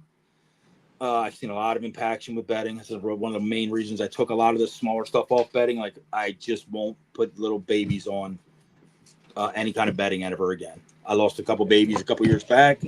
It was traumatic, and that was that for me. So I was just like, you know, that's why I like the bigger, like the Coco to go, the bigger chip stuff. Yep. The babies don't swallow it. It's too big for them to, ingest it really. Well, the thing that I always go back to, always stick in my head, is Danny with his Rubik's Cube. That he's basically, you're putting your snakes on Rubik's Cube with it. And it always stuck in my head because I would pull my snakes out when I used to use Coco, and they would have dents all in them where they would lay, and they would all be red. Hides, especially. That's where you saw it. And I'd be like, you poor thing, man. You are sleeping on a bed of freaking rocks. And they were all, irritated from the bedding. That's why I switched to what we call the Nathan's bedding. It's a little more messy when we feed them rats. When I freaking put it in there, and that snake comes out and freaking tongs twist, and that shit goes all over my floor. Yeah, man. I freaking ate more of that. 4th of July, buddy. 4th of July. I ate more of that bedding from them kicking it back. God damn it. So that is the downfall of this kind of bedding. But the upside to it, we used to do all paper just recently. Holy shit. Christine, like I said, would be in here, or I'd be in here 16 hours, 18 hours, freaking 2 days, freaking changing, because when it's go time and it's clean the entire bin out with the paper, it's a pain in the ass. These guys, I can just spot clean. You can just add bedding. As soon as they lay, I'll replace it. Every 3 months, I'll just take it and just refresh them. Boom. Clean the tub totally out, refresh them.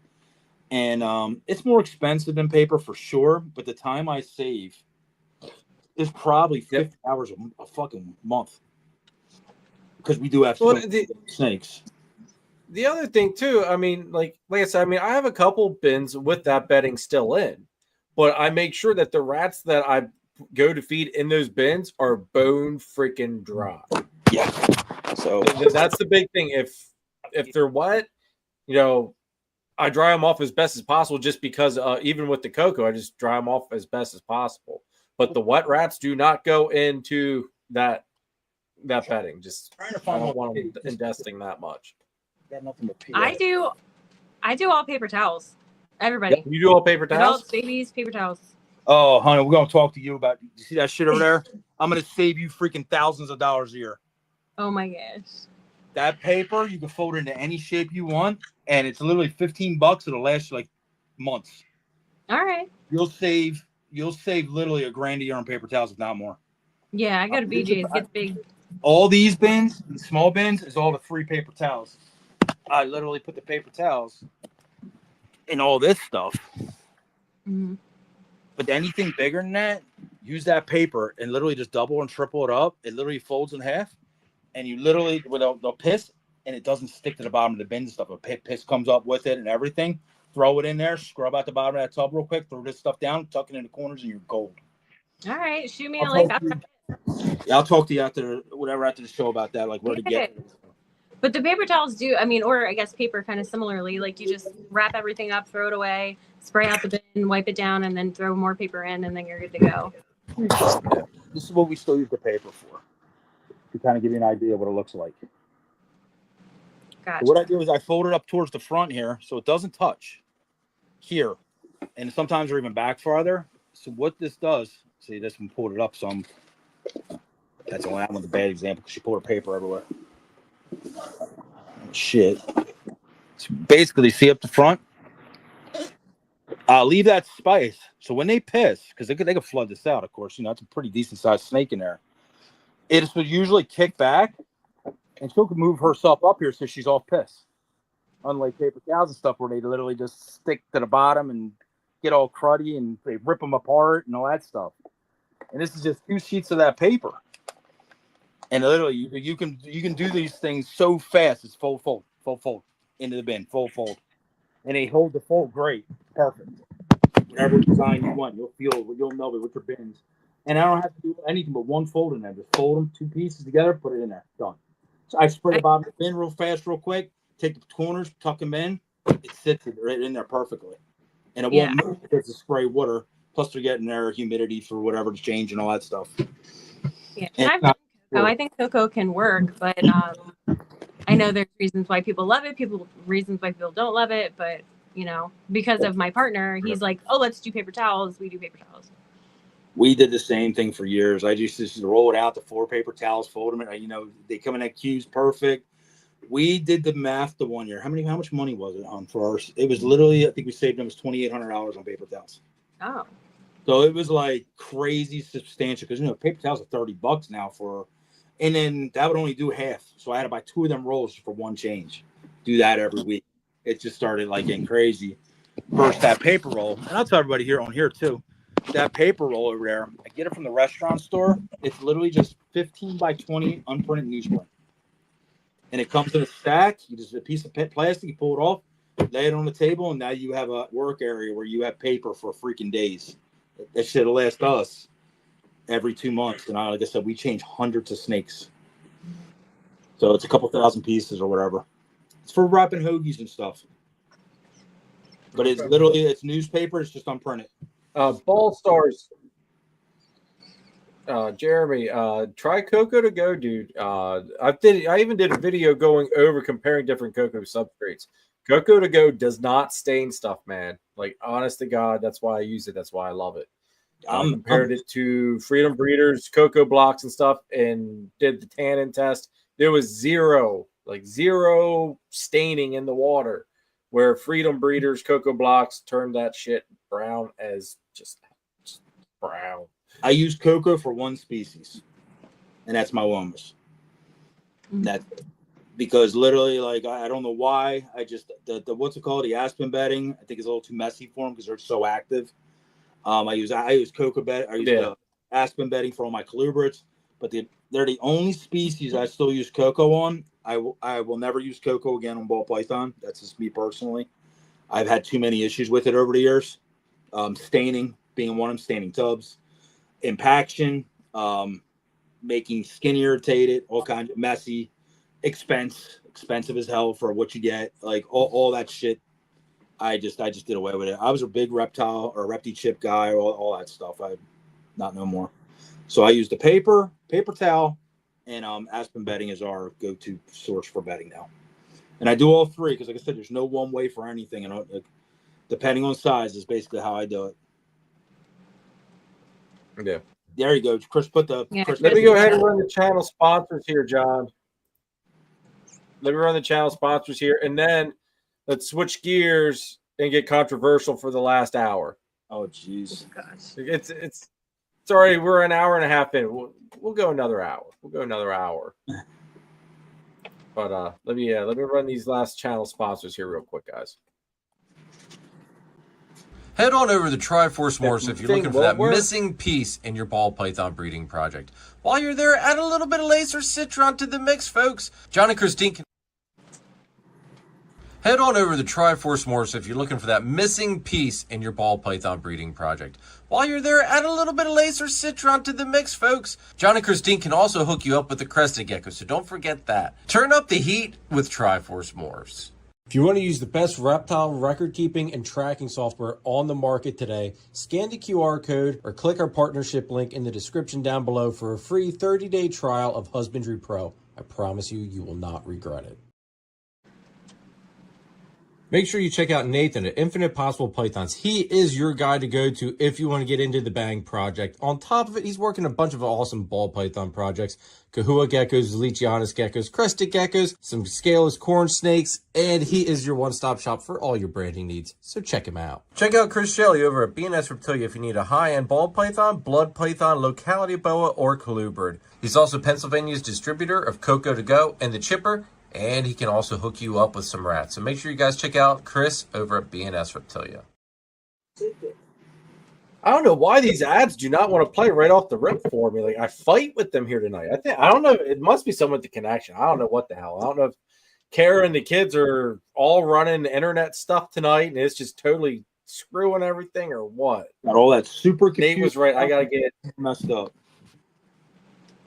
Dude, well, I do need to get a wired connection put down here. I do. I am kind of, Just drop it down there, Jeremy. How hard can it be?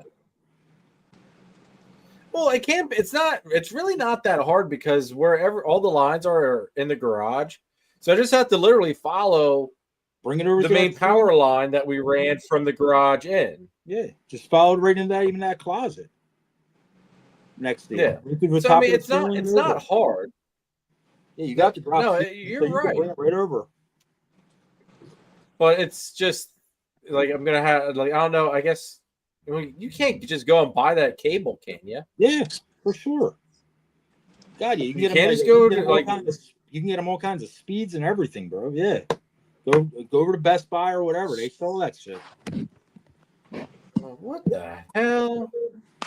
See, here I was got to get Comcast to get their ass out of here, and then have to deal with someone dicking around in my snake room. And we are like, give Nate a text. He'll tell you where to get it. He'll probably tell you a website to get it. Like he has it, even on the printers we use. He has a cord that comes down and comes into them and shit. It's a blue cord. Literally, it's hardwire connection, so it's instant. Like they can run Wi-Fi, but it's just not reliable. yeah. So he literally. Well, see, and that's yeah. So that cord, I mean, cord is sellable. The past couple of shows that since I've had the new computer, I've been running them off Wi-Fi, and what Nate did, to tell me how long you need it, and I will give it Trust to you. me, like I said, all right, Nate, gonna know it's going to be him, and he'll know what you need. I'm gonna say I'll full of excuses. Yes. Nate, I'm probably one of the biggest procrastinators. Dude, seriously, that garage on the other side of your basement, is that how that works? Yeah. So basically just drill a hole across, come across the top of your drop ceiling there, drop it right into these steps over here, drop it right down and into your computer. Or drop it right behind. I only need to what I can do is I can I know how I would run it. Yeah. I do need to figure out how long I need it. And I'll get a hold of you, Nate, and let you know how many. You probably need if the garage is on the other side, I'd say you probably need about 25 foot just to be safe. Just that way. Oh, it's gonna be longer than that, depending where you're coming from. Because it's on the opposite side of the wall at the garage where all the cable shit is. Maybe you need it's got to go up into the attic, over, down, through the wall, and then caddy corner over to here. I don't know, bro. Measure it out. I know they sell that. They sell that shit in 100. I'll get it measured. And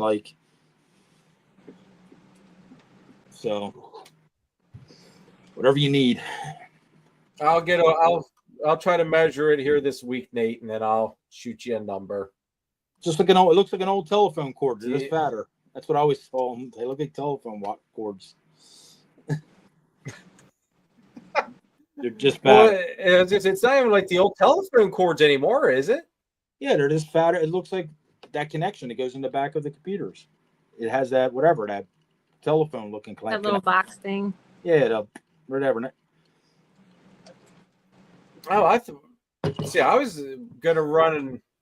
I was thinking it had to be that coaxial or whatever the hell. No, I don't think so, man. Not. I don't know anything. I'll have to talk with Nate how to do this because that's what I was thinking was running that line into here, that coaxial, like the cable line. Because I do have another. Nate's telling me no, so. Like I said, man, I think I know what I'm talking about, but I don't. Like, you know what I mean? So I don't want to sit here and sound like I'm not a computer guy. I just know the cords. Well, if I've got to do the telephone wire stuff, that part connection is. What's that? That's usually what the hardwire connection is from internet. It's usually that blue. But see, what I was going to do was run the cable line into and how the cable comes out of the walls, right? You can do that. Sure. Run that down into here because I do have another modem that I can set up for just here, and then hardwire it from there. My suggestion where it would use that telephone line. My suggestion is just listen to whatever Nate tells you to do, and that's that. Nate's like, yeah. Nate's like, no. See? Nate, we're gonna have to have a powwow. Yep. He's gonna tell you whatever. You're gonna be like, it's gonna be like the most simplistic shit. You're gonna be like, oh. I can already imagine this conversation. Nate, stop that. Get your fruits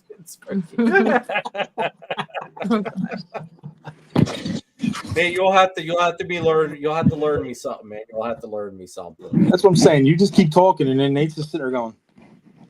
Yeah, it's gonna. In all honesty, I could just. He's probably not even just looking. He's probably just like this. Like, Yeah, oh probably. my god, this dipshit. Probably. Yeah, you probably do have the hand in the head. Yeah, the hand on the head, everything. Yep, I'm sure. I'll have to call Nate here sometime this week and figure it all out. Because like I've got my PlayStation 5 hardwired, but that's up in the man cave. It's the same hardwire, bro. If that's hardwire, it's gonna be. Well, yeah, but the line that's feeding that comes through the wall to the modem thing, Mm-hmm. and then it's wired from there. It could be to like the I said, PlayStation. it's going to be wherever your internet connection comes in, and then from that to wherever, it's going to be no different. Yeah, that's all. That's up in the man cave. So you got to figure out a way to. So I've got a splitter with. You got to figure out where we'll to balance talk about it. Bring it down. I think you're overthinking this shit. I might be overthinking this shit. I don't know. I thought I was underthinking. I thought I had this shit all planned out and happy-go-lucky, hunky-dory. Apparently, not. This just shows you how tech-savvy I am. So anyway. I got nothing to say. I got terrible attitude. Let's get you pissed off, John. What do you want to talk about that's controversial tonight? Oh, just get me pissed off. I got nothing pissed off or anything. I definitely always got controversial shit. Let's run Nathan's little warning here. Oh man. Nah, like I said, in my spare time, man, all I got to do is time to think about stuff. And I was thinking about like, what's the difference between 5-6 years ago till today, basically with ball python sales and how online went and stuff. And like I said, this is just thoughts. This isn't how it should be. This isn't anything. This is just kind of the shit that was spinning in my head. And like I said, we're sitting here talking about it. I was thinking like this, like what's different today than it was 5 years ago? Why have a lot of these ball pythons dipped in price? And okay, we can blame it on economy. We can blame it on all kinds of stuff, right? And that's what most people just chalk it up to. Oh, the economy, that's all this, it's all that. But how about if like I sat here and COVID breeders, damn COVID breeders. How about if I like started to like put it out there, like maybe because of the availability, right? Supply and demand versus anything else versus pricing, right? Because if somebody wanted something bad enough, they would pay whatever a better price was or not, or just didn't get it. But when stuff is in your face to the extreme it is in your face today, it's too many options are basically cheaper. Yeah. So basically, that's the difference, in my opinion, of what the difference did 5 years ago till today. Before, you would have to go to a show if you wanted to see something because there really wasn't a thing like a morph market online. The internet was the internet. Don't get me wrong. We had auctions on the internet. We had Ben Siegel auctions and all stuff. We had our pages, our ball python enthusiast pages, all kinds of stuff. So you got to see it on there. But if you really wanted to see a lot of this shit in person, you had to go to a show to see this stuff. You had to know somebody. You had to know a breeder, somebody doing this. You had to like whatever. Phone a classified. You had to do a little more extra work to get a snake. So basically, people be like, it's a little pain in the ass to get it off on us. So I'm just going to go to a local show. So the shows used to be packed. Well, a lot of people got into this, right? Me included, you included, Brittany included over the last decade. So basically, we were like, all right, man, we're going to go to reptile shows and we see these people like Outback and these guys have been around a while and they're looking at the booths and we're like, man, I'd love to do this one day. This is freaking awesome. I love snakes. I love reptiles. I love whatever. Can you imagine selling at a show one day and this is you do this for fun and this is like kind of like your job? So what happened is thousands of Americans, whatever, across the globe went, I want to do this. But what happened in the meantime is there was a more of a grind. Basically, when I got into this, when we made snakes back in the day, there wasn't a thing of like morph market right away that I can just turn around and like everybody's going to buy my snakes off a morph market. And you couldn't sell them more on Facebook because it turned into no pet sales on Facebook and it became harder for that. So what did I do? I started playing with the show circuit a little bit. And we came in as John and Christine. There was no Triforce yet. And we set up one little table. I bought a couple used displays off somebody, cleaned them all up, polished them all up, spent freaking many hours in here, freaking putting paper on the bottom of them. And like, how are we going to make this shit look cool? And we bought our tablecloths online and black, and nobody was doing logos yet and all this shit. So long story short, we grinded our ass off to start trying to promote what we were making. And we weren't making crazy ball pythons because, we had a budget. Like, I was a painter. So I was buying $200, $300, $400 snakes, right? And they were high end for us. Don't get me wrong, $20,000 snakes were always a thing. But I couldn't afford them. And neither could a lot of other people. So what we did is you had to make your own heads. So what we did is we took a mahogany, we took it to a clown, we made mahogany head clowns, and they were unheard of at the time. So we started building. All right. What has happened to the ball python community today versus the day me and Christine started is nobody has to build anymore. And I don't mean to say it like a blank statement, like boom. There's no real build reason because, like I said, there's a platform out there to just take whatever somebody sold you. You can buy 10 snakes, make a sticker, slap me right above ad on Morph Market, and you are the same guy as I am. I might have 130 reviews, you might have 6, but a new person coming in has no idea that person basically bought and they could have been your 6 animals you sold to this new breeder. But they don't know the grind it took for 10 years and all that kind of shit because it became easy. So what I think has happened is this shit just became too easy. I do think, like I said, this is very controversial, and I only came up with this lately. What if Morph Market cost an exponential amount of money to sell on? What if it was a buy-in of $500 and $1,000? And basically, you want to sell your snake on Morph Market instead of having a free post or a basic post or whatever. You want to get your snake on Morph Market, you have to pay that $500 fee. How many people would not do it? Now they have to find new outlets, which then would drive people back to shows, which then would drive customer base back to shows to a point, somewhat. And like I said, this is just a small piece of it. Like I'm just literally just spitballing. Just say, and then say the top tier of Morph Market was not unlimited.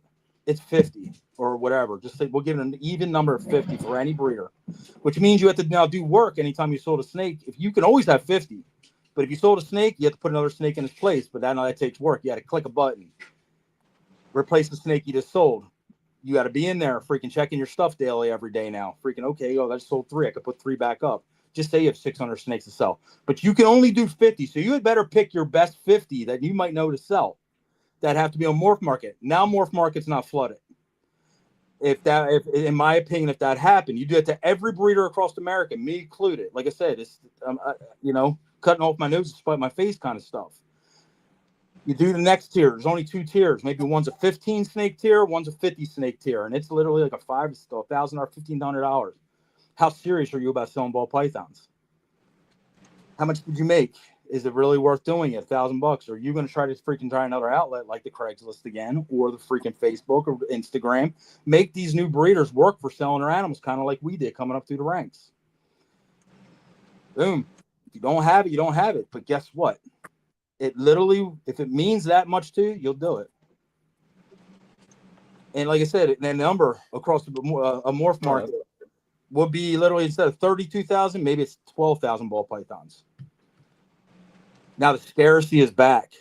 Now the prices might come back a little bit because now it's harder to buy the snake because it's going to cost more to do it. And then on top of that, like I said, I'm not saying Darian should do any. It's just spitballing like in a perfect world. Put a percentage on it. Like Darian should be making some money on these snakes. Every other industry that literally is a sell through a freaking company takes a percentage of a snake. I would have no problem with that. It would keep me from putting $60 snakes up because if a $60 snake's not worth me paying out a 15% on, maybe it doesn't belong online. Maybe I do it to a wholesaler. Maybe we start having wholesalers, start selling these to show guys. Take these to shows, and that's where your show snakes are. Put your better stuff maybe online if that's the way your mentality wants to go. It puts the value back in the store. Shit that took guys 15 years to make instead of turning around and selling a 15-year creation for $150. Now maybe it's 600, maybe it's 500, maybe it's better than freaking 150, maybe it's whatever. But it's like maybe it puts a little bit more pep in the step. Because I also think what we're doing is hurting ourselves by when we drop our prices to these low extremes, these crazy auctions. Yeah. Who wants to buy into a project that's only worth $100 when they bought it? Yes, it's a great snake. Yeah, it was a steal. That thing was $700 a year ago. That thing was $2,000 2 years ago, but you just got it for $100. You got to grow that thing up for 3 years now, $100 snake. And what do you think you're going to get out of that? Because literally, you bought it for $100. $50 steaks. 3 years, Jeremy. I'm just saying, at $100, you bought it at $100. Now what? You have 3 years. The thing is, the person that makes it goes, well, I think it's worth more. Well, no shit. I did too when I made it. Now that you're making it, you think it's worth more because you did it. Like I said, they get all like crazy, like, oh, I think it should be worth more. And that's when they start spouting, when they actually make their own snakes. Why did you think your snake was worth more than that snake? Because you did it? Stop. And like I said, it's controversial. Like I said, I might have missed a couple things. If anybody got anything to add to this kind of shit, but I do think if it became a little more difficult to or put your money where your mouth is to sell this stuff, I think a lot more people would stop bitching, and a lot more people, entitled people, would basically have no leg to stand on about bitching. If you want to sell a snake, this is what it costs. Because I think a lot of snakes on morph market right now are clogging morph market up, and they're also clouding a lot of judgment for people because they see 55 snake of the same thing they're selling. They're thinking, oh my God, I got all this competition. And half them people that have that exact same snake aren't even paying $1 to be on morph market. It's the only 3 snakes they have up there. Mm-hmm. And I think that sucks for the guy that's paying $1,000 for a pro membership, or the guy's paying whatever, because literally you're competing with the same thing that you sold these snakes to these people, and they're literally in the same market as you are selling these snakes. Yeah. Make it make sense. And like I said, I only was thinking about, like I said, I was cleaning this thing. I was opening some of these drawers today, and then I'm going, God damn, dude, I don't even know if I'm going to use you. I grew it up now for 2.5 years. And I feel like it's a great snake for a beginner, but that's kind of a shitty way to look at it, right? But it's a great snake for anybody, including myself. That's why it's here. But how I have to now swallow my freaking gut, like whatever, like fuck, and go. I might not want to do that snake because of what has happened to this damn community with this money shit. I think the snakes just became too easy to get. And then you got a lot of people that have no knowledge whatsoever. If you guys know as well as I do, you go on morph market, you'll find 5 out of 10 are mislabeled or mis-ID'd, and I'm talking about not even close. Mm-hmm. I mean, it's fine if you're missing like a stripe and a spot nose combo that has this and that, and you're like, oh fuck, man, it's possible right stripe. But when you're labeling something as a freaking pastel, freaking yellow belly, and it's a goddamn spider pinstripe, I got nothing for you. It's not even close. So. There's been some stuff I've seen on there, like when I would be looking at my Xanthic stuff. Dude had some Xanthic stuff up there, and it was clear as day freaking leopard. Completely didn't. He missed the ID on the leopard, and I'm there looking at the pictures like that's like if that's not leopard, I don't know what leopard is. And then he had something labeled as a leopard Xanthic. I'm like, that isn't the leopard Xanthic. The one you've got, the other one is. The other one is. And I don't want anybody to get this. I am not talking shit on morph market. I love that what Darian has done. I think he's turned around and turned that platform the best he can do with what he's got dealt with. He has so many people in his ear, from freaking newbie to freaking old school, think they know what they're doing guy. And he's trying to make everybody happy. And like I said, I can't imagine that stress. And he's doing everything in his power. You'll never make everybody happy. He can't. And like I said, I don't know if he knows that or not, but he can't. He can't make everybody happy. And like I said, it's hard to watch. It's like a train wreck. Because like I said, we're like, oh, the auctions. Well, the number of morph markets dropping. But what's going on with some of these auctions? You got the freaking not so bright breeders, but like, oh, I'm going to put up a clown pied that's 100% het desert ghost that has Enchi in it. And oh shit, it just sold for $150. You just fucked everybody in your project. The guy that sold it to you, the 5 guys that bought it from that guy. Because the people, all they did was watch that auction to the end and be like, oh, I can bought that for $105. And then that's the price in their head. Here's another great thing. Like I said, I don't know if this would work or not. Auctions, if we're going to run them, how about nobody can see the price unless you bid on it. If you don't bid on that snake, them auctions could run. It shows the picture, but you can't see what that price of that snake is unless you bid on it. And you got to be close to wherever, like I said. See, I do like that mentality and that thought behind it. If you run it at zero reserve, you can see the price if you bid on it. But if you have a reserve on it, $100 or whatever, that price should not be available to see until you go over that reserve, because now you're a serious player. I don't think it's fair that everybody gets to see what these snakes go for auction wise, right? Because it gives people false hope of what that snake's worth 3 months from now. It might be the only fucking one. So the next guy that makes it, I'll be like, oh, I saw one of them run an auction freaking 6 months ago, and it might be the only next one listed, and nobody's bidding on it because everybody watched it just end at $305, and it might be a $3,000 snake. But if nobody ever got to see it, unless you were a serious player on that snake, nobody could sit there and be like, that snake went at $305. How many of our conversations privately as vendors are talking about, holy fuck, did you just see what that went for? It's 90% of what we talk about. Like, oh my God, man, like I just saw spot nose, red stripe, yellow belly, freaking Pompeii just go for $2,500. But if nobody saw it go for $2,500, nobody could sit there and say that. But if you bid on it, yeah, then you could talk about it. But like, oh man, I bid on it. Man, I got this killer deal. But that means people are bidding then, and they're bidding real money.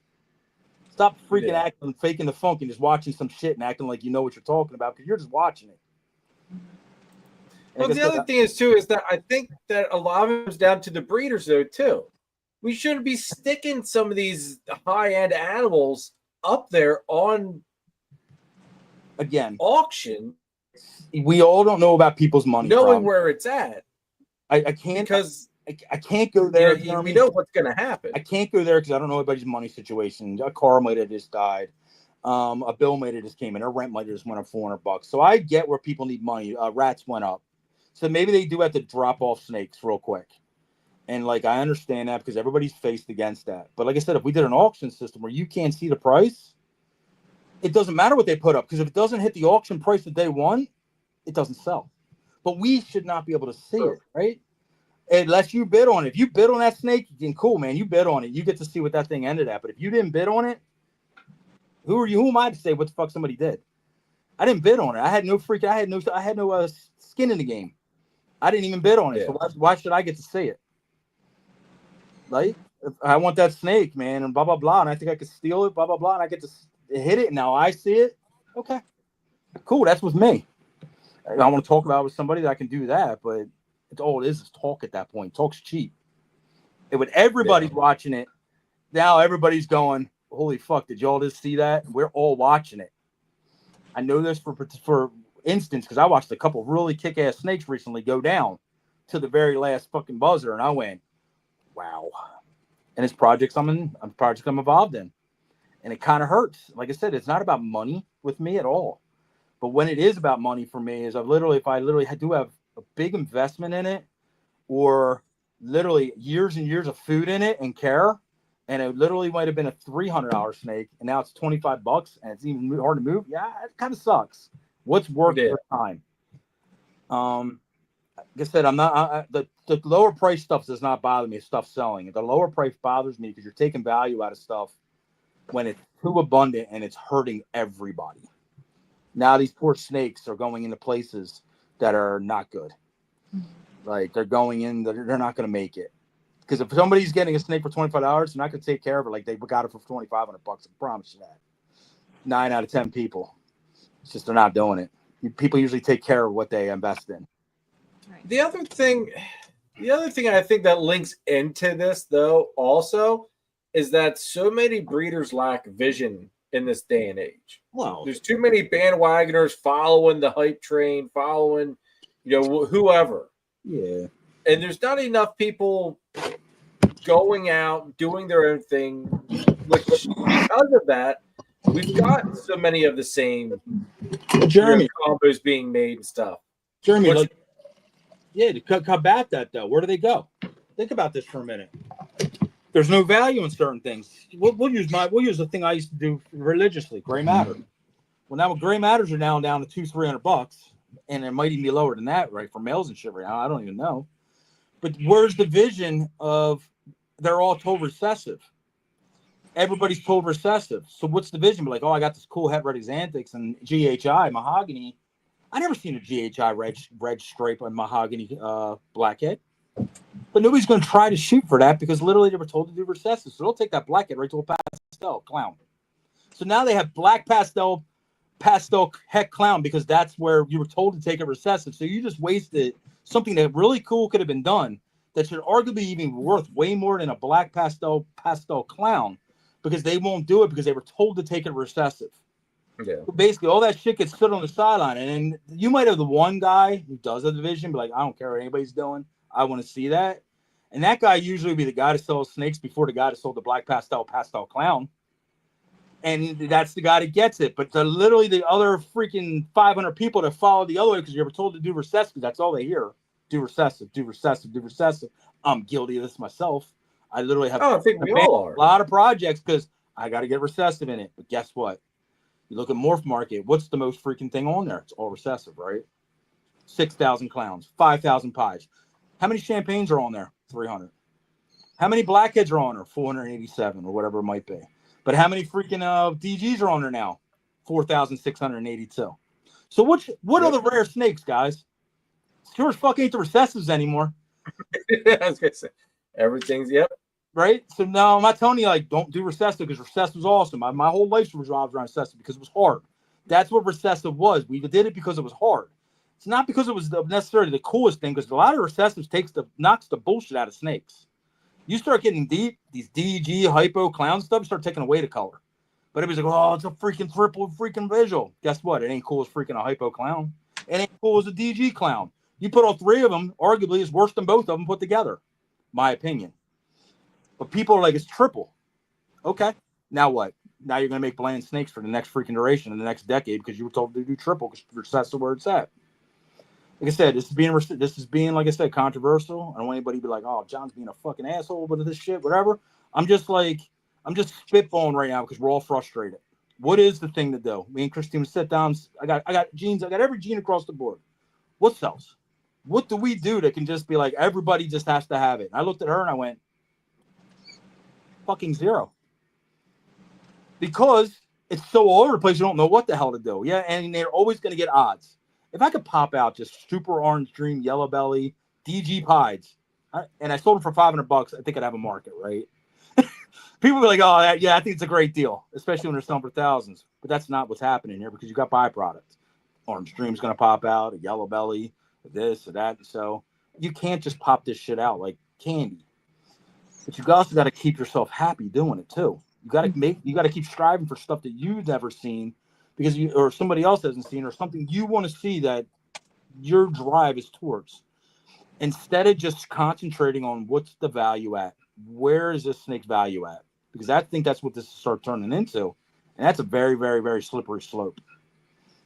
So I'm a COVID breeder, right? Like I'll admit it. Like I got in like with the whole COVID thing. Like I was graduating from grad school and started watching egg cutting videos, and I've always been into reptiles and animals in general. So I got in, and at the time it was the height of the market and things were expensive. And I spent, money on snakes that like, if I tried to sell them now, like they'd be worth a third, if not less than that, of what I paid for them to buy them as breeders and raise them up for 3 years to breed them. So as a new breeder coming in during COVID times, I had some direction, I had some guidance. And I think enough can't be said about having a good mentor when you're getting into this business, because I have attempted to mentor people. And at the end of the day, I kind of touching on a couple of things you guys said, he bought a $50 breeder female. And so, of course, he's like, oh, look, it was supposed to be like an Orange Dream GHI or something like that. And he comes to bought it from somebody else, comes to our table and is like, I've been talking to you. You've been helping me. Do you want to see what I got?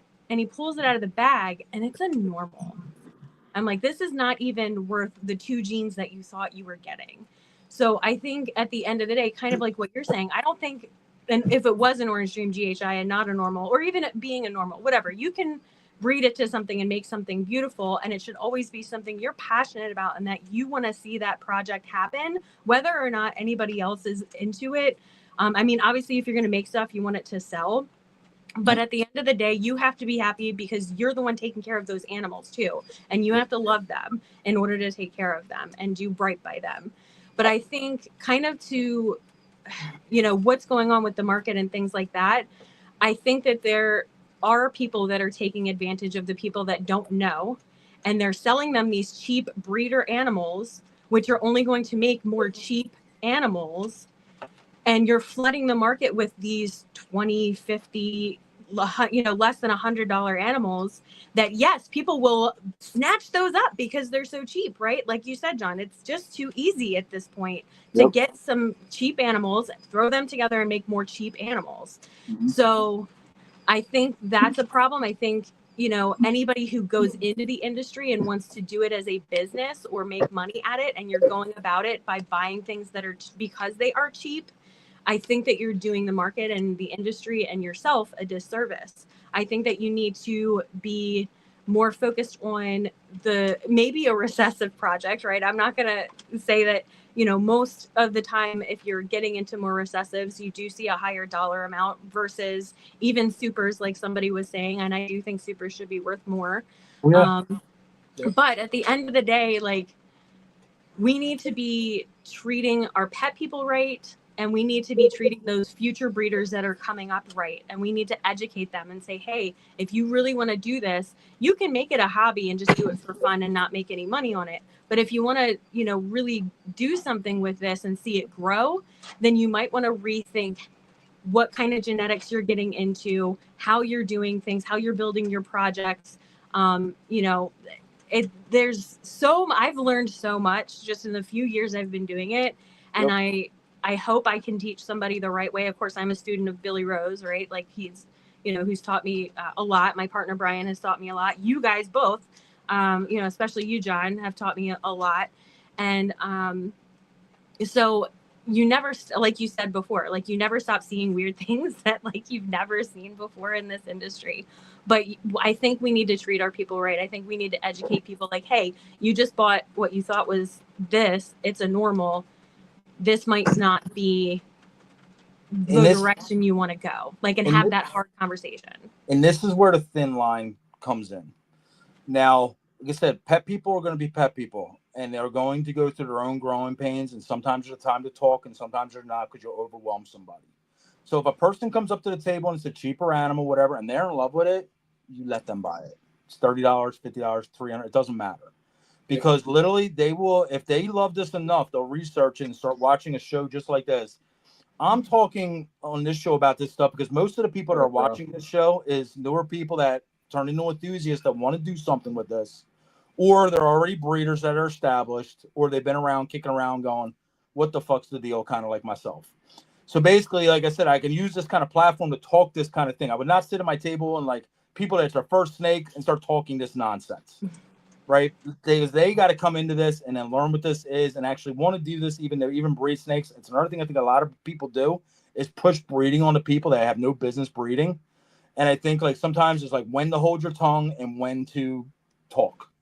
So basically, like I said, and it took me years to really understand. Like sometimes I would talk myself out of sales like an idiot. And these people aren't even thinking about breeding. And I'm like, well, if you go with this route and blah, blah, blah, I'm like, holy fuck, these people don't even know what the hell I'm talking about. They don't even know what clown means. Right? They're like, oh, cute name. So you got to let them people come in, figure it out, get their feet wet, go through the mistakes of freaking buying some of the wrong animals if they even figure out they want to breed. Because most people get into this and you go down a wormhole is what we all do. You start watching these videos like you're watching this. You're watching Barchek. You're watching internet posts. You're watching Ozzy Boy put up this freaking insane orange snake. And you're like, oh, my God, I want that. But what has happened now is them snakes became too many, too plentiful. A lot been shown. And now they're starting to show that they're affordable, right? Or too affordable in most cases because the breeders are who want it. But do you know who's ending up with most of these snakes on these auctions? Because the breeders are broke because they're not selling their own snakes. It's people that has their first freaking snake. And they don't even know what the hell they just got. And they're just sitting like, oh, I just want this for $300. What do I got? And everybody's looking like, I can't believe I didn't have the money this week to fucking bid. The son of a bitch got this snake. I don't even know what the freak it is or what to do with it. Right? And then a breeder's now born. And now and they have no knowledge whatsoever. And they're like, I got this snake for $300. I don't care if I make $100 babies out of it, as long as it makes something out of it. And then they just blow shit out in the market. They don't know anything. And some of them are too good to know anything. Like they don't want to hear shit. They don't want to hear the wrong. They got the entitlement people right now too. So like you said, how many posts you see? People tell somebody what's wrong with their husband or snake, and I'm like, well, that's not what my breeder said, blah, and they want to fight it. But why the fuck you put it on the internet? You got 300 comments telling you're wrong, but you're still fucking right. Okay. You're done. Nobody wants to deal with you. So you're just they're dismissed. So you got them kind of people and like the walks of life. I came across this today, man. I thought it was a kind of cool. This is an Ozzy Boy post, and he put in one of his posts. I believe the best combos in the coming years will be incomplete dominance and dominant codoms. Many of the recessive combos essentially just do not pop. Kind of what I just said. Furthermore, genetic testing has basically resulted in recessive genes being less valuable because now the time is now gone for freaking trying to prove this shit out. I love genetic testing. I love what Charlie does, but he is 100% correct. If it's that easy, anybody can do it. $50, you know what you got going on. Results in recessive genes less valuable by reducing the time and effort needed to make recessive combos. What do you guys think? I think that hits the hammer on the head hard. He's a smart man. It does. It literally is 100%. Testing is super helpful, but it also hurts all at the same time. When we got in, man, recessive was God. If you had a clown, you had pieds, you had something. It meant something.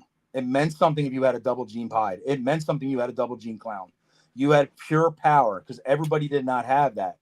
Well, now we're in a freaking world where everybody has a clown, everybody has a pied if they're a breeder, everybody has a DG, everybody has a ghost. Everybody has almost every gene you can get your hands on, unless it's a very rare whatever gene, say bang. It's a newer gene. Not many people have it. Hence the price tag, but people still want to bitch about a price tag. But guess what? Price tag's there because if everybody had it, the price tag wouldn't be there. Yep. Right? But you want me to give it to you for freaking X amount of dollars and freak the fuck out. You can't get this snake because you don't want to pay for it. That makes sense. We paid for it. I paid for it. If we paid for it, you got to pay to play a little bit. Got to pay to play because that keeps you relevant. And if everybody was the same person, why would people buy off you? What makes you you? What makes me Triforce? What makes you Warforce Morph? What makes you Fire? Like, you know what I mean? If we were all the same, boom, who cares? I'll just freaking buy it off Jeremy. Oh, shit. John, I'll buy it off Brittany. Oh, I'm going to buy it off Triforce. They buy the snakes because they're specialty to us. We're known for freaking crazy ass, off the wall shit you just can't find. If I wasn't that, Triforce wouldn't exist.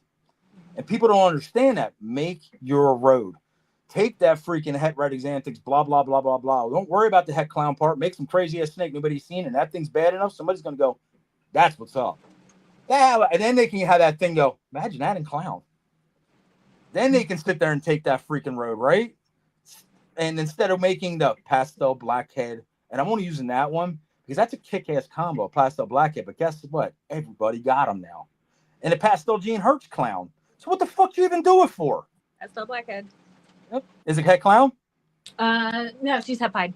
Okay, het pied. That's better to be het pied than het clown because pastel is hurting the clown. And we've been preaching this now for 5-6 years that pastel hurts some combos. Even though I got it in some clowns. Because it's there. I've done these things, and like I do like it in certain things. And I'm not saying it hurts everything, but if you overdo anything, it's too much of everything, right? It's too much of anything. So basically, what I'm saying is make your own road. But I think if like the snakes became a little more challenging to sell again, I think I'd put some value back into this. Oh, it would. I definitely do. Would. I think if people were like, oh shit, I can't find that at the tip of my finger that easy.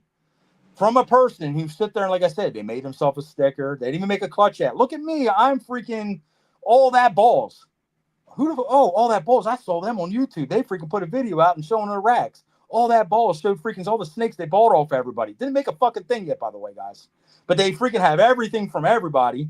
And all that balls is known by everybody. But the freaking person that freaking been rocking in the background, making freaking thousands of clutches over the last fucking 10 years. Nobody knows who the hell they are. Because they like I said, they're 50 years old and didn't have a YouTube channel. It doesn't mean, like I said, I get it. It's a grind for them. Congratulations. But I just think it's a little like, wow. This person didn't even made a clutch yet. And you're freaking on all that ball said. All that ball's freaking didn't make a clutch yet. Stop it. Like, I don't care what all that ball says. He listens to the guy at Triforce who told all that balls, all that shit, and has spitted everything I just said. But I'm the one now telling you, and they got the information from me. Fuck out of here. Make it make sense. It's all that balls, Warples, Morphs, John. Is that what it's?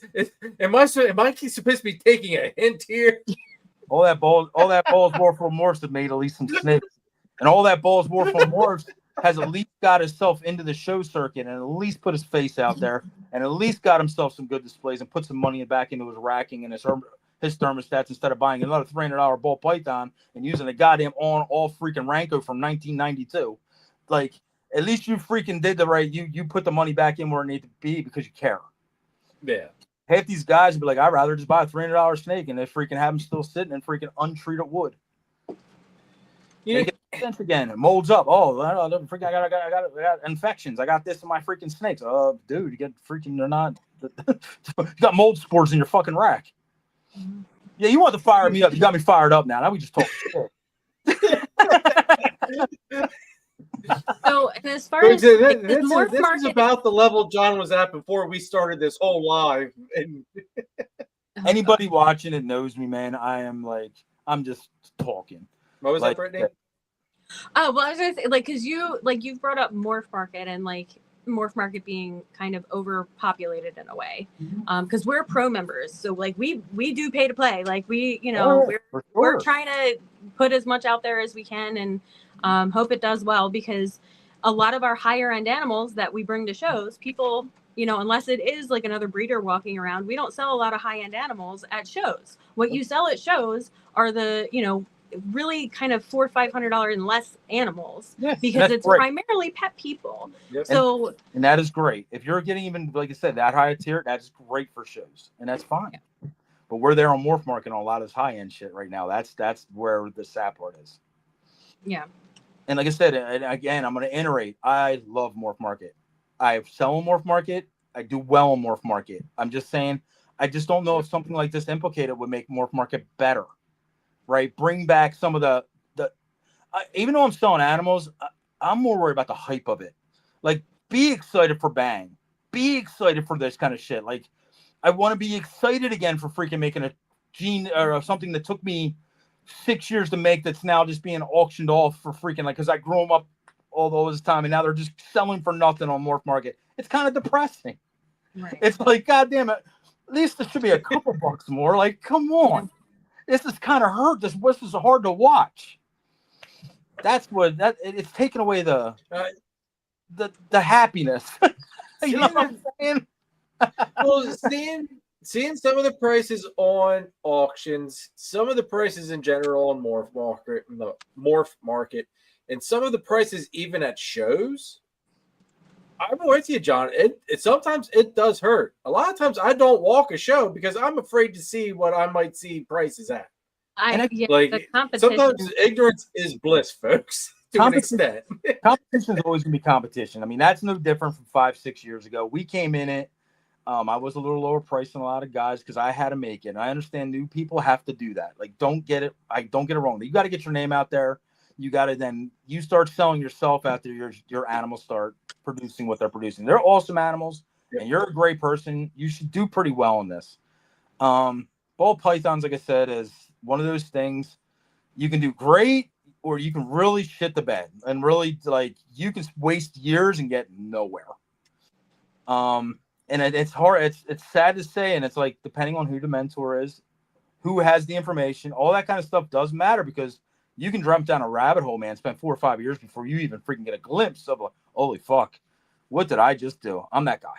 My first 5 years of doing this was a whirlwind. I wasn't doing the right things. I did shit I liked and stuff, so it wasn't terrible, but it wasn't like, I didn't really get what a lot of this shit was till a couple years deep. I didn't have like any crazy mentors telling me, like, John, don't be like freaking breeding champagne, just yellow belly and making just like straight ugly yellow snake or something. I did it, right? I wanted to see what it did. I never saw it before. There was no outlets, but like, hit morph market, boom, click. Oh, 755 of them. Oh shit, they all look the same and they all got every gene in them. Oh fuck. So, you know what I mean? Like, oh shit, no matter what I would have done, it would have kind of looked the same. But that's what morph market's great for. But what morph market, like I said, does hurt, I think, still is like, I think it makes it too easy for like people just to come in and be mindless about it. Be like, oh, I'm just gonna put it on morph market. I'm just gonna use my basic membership, or daring. Let's like, I think there's a free thing. I think you put one snake up on it, Mm-hmm. But it just say it's one snake. Yeah, there was a free tier, but I think it's like, what, isn't it like 5? I thought it was. It's quite limited. 5 snakes? Rules limited, right? Maybe like, one snake.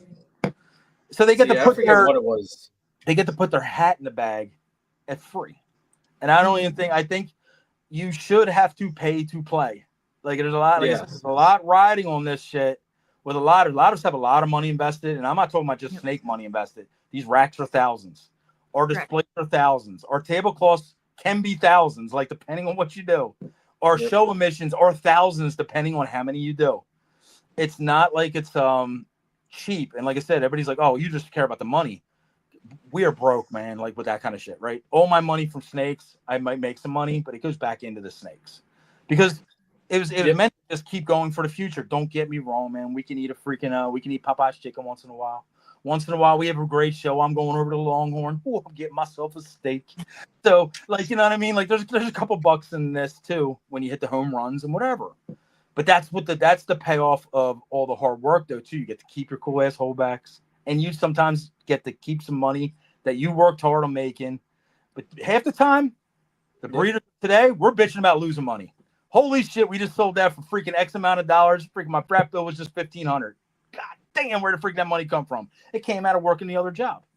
It came out of selling something I had to have because literally I'm going to keep this dream alive. And then that's the behind the scenes nobody sees. Everybody thinks like, oh, John just freaking killed. He made $3,000 that show. Well, guys, the show cost me $1,000. Okay. The snakes freaking food cost me freaking $1,700 up to that point to sell them. So what did I walk home with? $300, maybe. And that's saying that's $3,000 a crazy good show. But just say that was the take home for that show. Now let's talk about the show. I showed up, spent $1,000 for freaking with the hotel, 5 tables, freaking blah blah blah. We went out to eat, we did that, and I made $148. Holy fuck, that dude just lost fucking $2,000 or whatever, $1,500. Nobody wants to hear about that shit.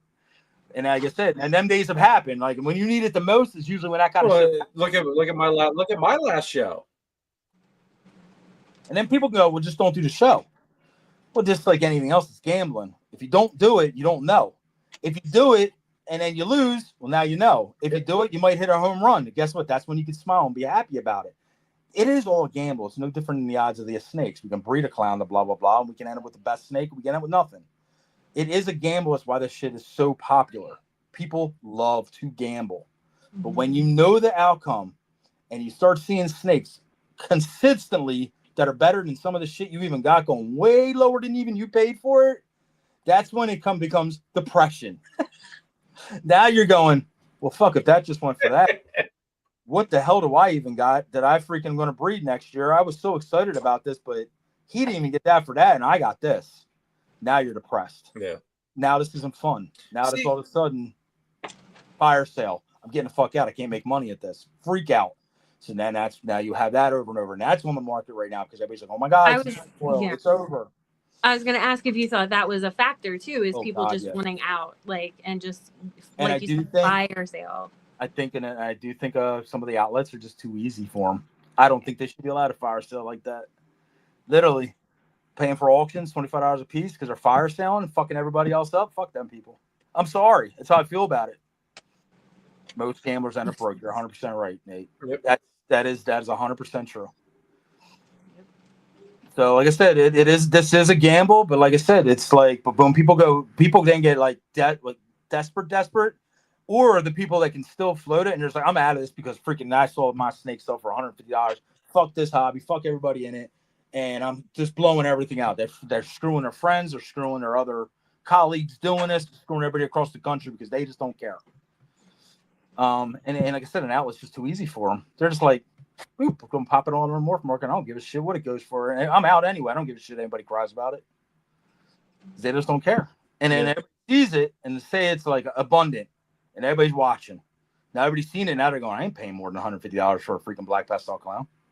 I just saw 3 of them just go back to back, all under $100 or $200. I ain't ever paying $1 more than that shit because that just did that. And then the next guy goes, oh fuck, man, that's what they sold for. So I think I have to do that too. And then it happens, and now it becomes the norm. It becomes the price. It becomes the new norm. It becomes the market. Yep. And that's where the problem lies.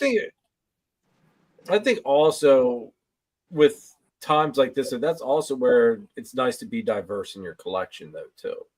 It's true. Because let's face it, I mean, we all like to have, like, ball pythons fit that bill because they are the perfect one of the perfect for snakes. You've got all those color palettes, patterns to play with. We talk about diversity all the time, right, Jeremy? But think about this. We're in a time where we're telling everybody to be diverse. We're here on the screen talking. Whether people are listening to us or not, or might think we know what we're talking about or not, they might be listening and going, I need to be diverse. So what happens when we're all diverse? Same thing happens to your carpets. Same things happens to your corn. Same things happens to your geckos.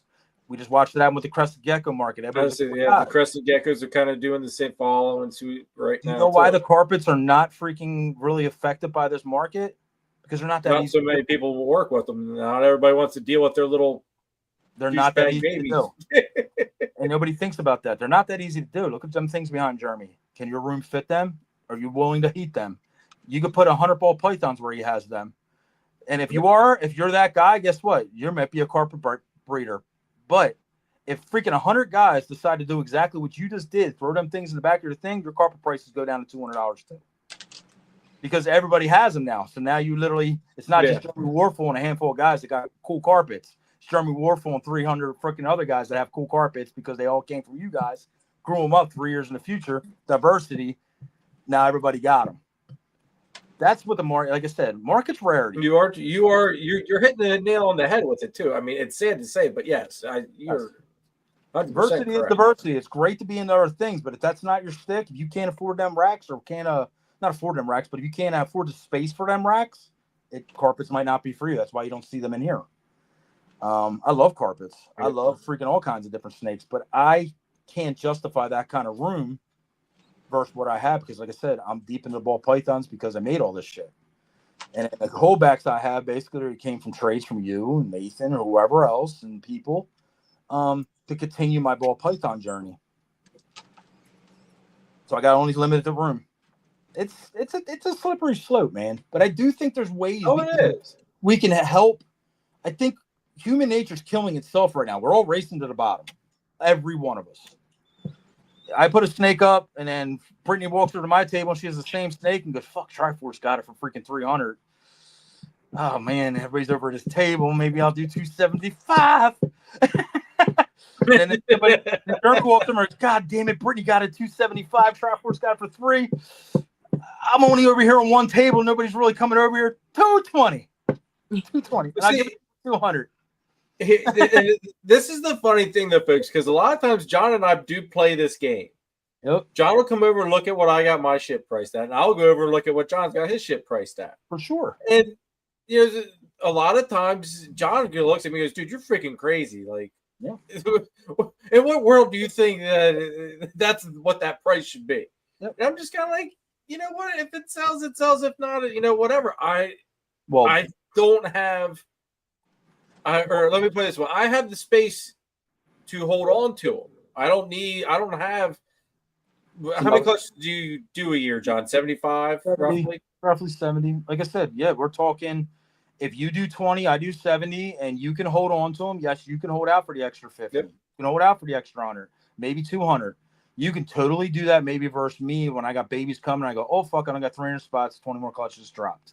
So baby style, I'll do basically fire sales almost like it's like boom, and it's what keeps me going. But guess what? I'm not fire selling.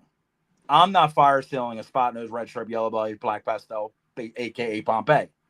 I will hold that snake. Guess what? We'll make room for that little son of a bitch. We'll make room for the freaking whatever because I don't want to have to fire something. Now, don't get me wrong. There's some snakes, but like these super high end ones. But again, one man's trash is another man's treasure. Somebody else's trash might be a Pompeii. Way higher guy than me. I'm not that big. I mean, I'm literally, as you see, I'm in a bedroom. I don't have a facility.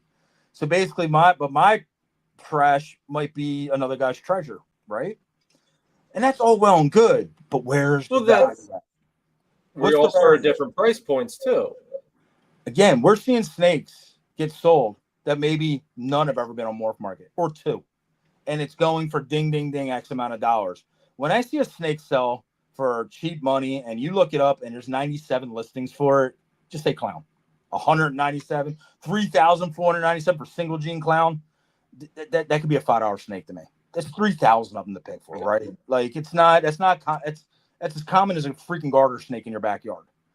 But if it's now a blackhead ghost clown. There's not ever been one listed on Morph Motors. Like there's heads, but never one of those. Now, if that bitch goes on an auction, only gets to saving $1,000. It was too cheap. It's only one, dude. It's the only one. You just let the only snake go for nothing. Now, if there's freaking 13 of them and it goes for that, all right, we can justify that. There's 13 other ones or whatever. But one, y'all crazy. Like I said, you're. And how many people do you see? They're small breeder, 3 feedback. It's their best snake in their collection. They ran across the auction. The best snake. Because they think it gave them clout or they did whatever. But most of the time, what it's doing for that poor guy is going, what a jackass. He just ran his only freaking snake he owned. His store's full of yellow bellies and leopards and freaking Mojaves. But he put his yellow belly clown Mojave up, his best snake. Female. Yep. And it sells for $200. And he's out of that snake now. And now he's all this crazy hets that are all in there for freaking $150 when they should be $25. Because now it's overvaluing. I think that's another big problem is we overvalue certain things and we super are undervaluing. The lines are blurring and people have no idea what the fuck's going on. Well, and that's the thing though too. Like a lot of people go to Morph Market for the pricing, and pricing's all over the freaking place. So how many snakes you see like there? you're basically just and 100. Close your eyes, throw in the dart. I go on Morph Market all the time. Like, oh shit, I punch it in. What's the lowest price? And it's some of my Citron stuff. Like, just say Citron to punch in. I'm the only one in town that's really selling it on there. It's all lowest price. I'm sitting there like, oh son of a bitch. Like, but yeah, like it's crazy. I got a super blackhead online. Super blackhead. It could be black pastel because it has a even different more look than the super blackhead does. It's darker and shit, and it's possible it goes. I have it on sale right now for $800. I think $850. The next cheapest one that's ever been sold or even online is $2,100. And it's not even freaking getting looked at $850. Why? I don't know. Because people are scared to death to spend $850 because you can buy a blackhead clown for $150. It's a super. Like I said, but it's rare. Not many people have the super version of it. That snake can do crazy damage if you strategically did it right. Put it to the right snakes. That snake can make crazy money being a super. But being now that people are just like blackheads are everywhere, just blackhead clown, like, oh, I'll just use that. What happens with the frequent when you do a clutch? You just pop out 7 snakes and 5 of them are normal. You just fucked up, buddy. You just made freaking bunch of $10 snakes. Yep. All because you wanted to save a couple $100. You messed your whole year up. The whole year's down the tube. It's another thing people just don't think. The whole year's down the tube. That's the vision, though. Yeah, you missed it. You spent the extra $600. You'd have had all blackheads. Your combos would have all probably been in there because the super's always going to hit. But they don't look at it that way. And they go, oh, my God, man, I freaking had bad odds. And I shot the entire year to shit. And you did. You wasted a year. You wasted a year on a couple $100. If blackhead clown's what you wanted, you should have bought the super. It's just an opinion again. But if not, take the gamble. It's a gamble. Like you said, most gamblers lose. Well, hey, I can attest to I know gamblers losing and everything because I've lost 2 years in a row going for the Exantic clowns. I'm the guy. And I finally said, the hell with playing the odds. I just went out and bought a good one that I can throw into other into other genes and improve on that clown. See, I think that's another thing a lot of people do. They buy something and they don't throw it into something that progresses that project further. They throw it to something and they make the exact same damn thing that they bought. I'm guilty of this 100%. I'm only talking this kind of shit because I'm the idiot that did it. I'm the guy that wouldn't buy the super blackhead because I can use the blackhead. It was cheaper. I did this, but it also ground me into the dirt with a lot of shit that I missed a lot of shit on, and I had a lot of byproduct because of my stupidity. But again, it was crazier price back then. Literally, a blackhead clown would have cost you $1,000 a year and a half ago, and a super would have cost you $6,000 to $7,000, right? Like, so it was a big difference. Right now, we're talking a matter of a couple $100, and these people are just like, oh, I'm gonna save myself $100, $300. Well, no, don't do that. Take that extra the snake you would have bought with it that was the normal double head, and don't buy that snake, but put the couple $100 into the better snake, because that's where we're at right now, because you can get these crazy fucking snakes for these crazy freaking deals within hundreds of dollars now. Yeah. It's not thousands like it used to be. It's within hundreds. Yep. Instead of buying like a pastel Enchi double het clown ghost. You can buy the pastel Enchi visual ghost 100% het clown for literally $50 more. Buy the visual. Right. And then, if like I said, you can almost buy the freaking double visual for like $600 more. Holy shit! Now it's both visuals. So, Well, see, that's the other thing that to a lot of people, and I've just noticed from interacting with people, at shows, and talking with them in general, a lot of people do go that instead of buying more powerful animals, they buy multiple animals with all those genes in them instead of focusing on let's buy that one powerhouse female, and grow her up. Like I think the biggest, and maybe that's just the way that when I started getting into this, that's the way that it was pushed to invest in those higher animals because you get quality over quantity. There's two different types of people in this world, right? There's guys that buy. Just say if you just say we're not talking about snakes, but just other shit. Somebody offers you a collection and it has pieces in it you don't like. Just say Star Wars, right, Jeremy? And it has all these figures in it, and there's like 10 figures you want in that, but there's 40 you don't want in that. But the deal is there, man. Everything else is free. It's gravy on top because you wanted them 10 snakes or 10 figures. The ball python market's the same. These people will go out to a show with $1,000 in their pocket, maybe, and they're like, well, I can buy 5 snakes at $200 versus buying 2 snakes at $500 a piece, or buying one real good snake, saving my money, and then doing it again to have 2 really kick-ass snakes. I'm also guilty of this, so I can talk this kind of shit. Oh, so am I. I've done this already too. I have too many. I do have to shrink this down a little bit because I do have a lot of genetics in the same snakes over and over and over again within a gene or two, right? And it's because of the odds game because a lot of shit wasn't super. So black head clown, I might have 2. Mojave clown, I might have 3 because I might have take a spot nose to 1. I might take a black pastel to 1. So it gave me different branches off, and that's how I did it. But now for the future, I might not want to play that game anymore. Maybe I want to sell this, condense it a little bit, make it a little easier on myself, a little less mouths to feed, take that money from some of this extra stuff because it is extra, invest it into something I don't have. Invest it into a little project maybe that's going to spar into that project, right? Basically, take 10 snakes to buy 1. Yeah. Again, though, I could play this game because, like I said, I've been doing this a couple years. I got the outlet to sell some of the snakes and know what to kind of doing with it. I'm not telling a new guy to go do this shit. I'm not telling a new guy to go buy $2,000 snakes because it's gonna be hard for them to move $2,000 snakes. But I'm not telling you to go buy $50 snakes either. I'm telling you to hit that sweet medium spot, 500, 400, really good combos. Het this, whatever.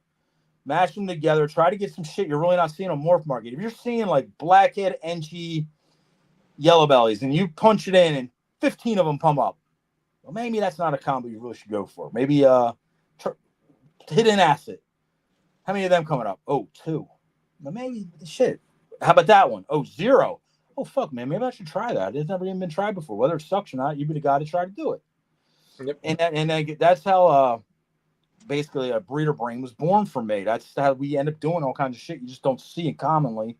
Because I was like, I just didn't want to follow everybody. Don't get me wrong. I made a lot of snakes everybody got now. I followed the Pompeii. I love that sort of snake. I had to have it. So basically, like, I don't know. I don't regret making it. I love it. But there's shit that I have done that was off the beating path. And them snakes have sold well. And a lot of people have them genetics now. So they can rival me with this stuff now because I sold it to them. I got like 6 from you. Yeah, you got 6.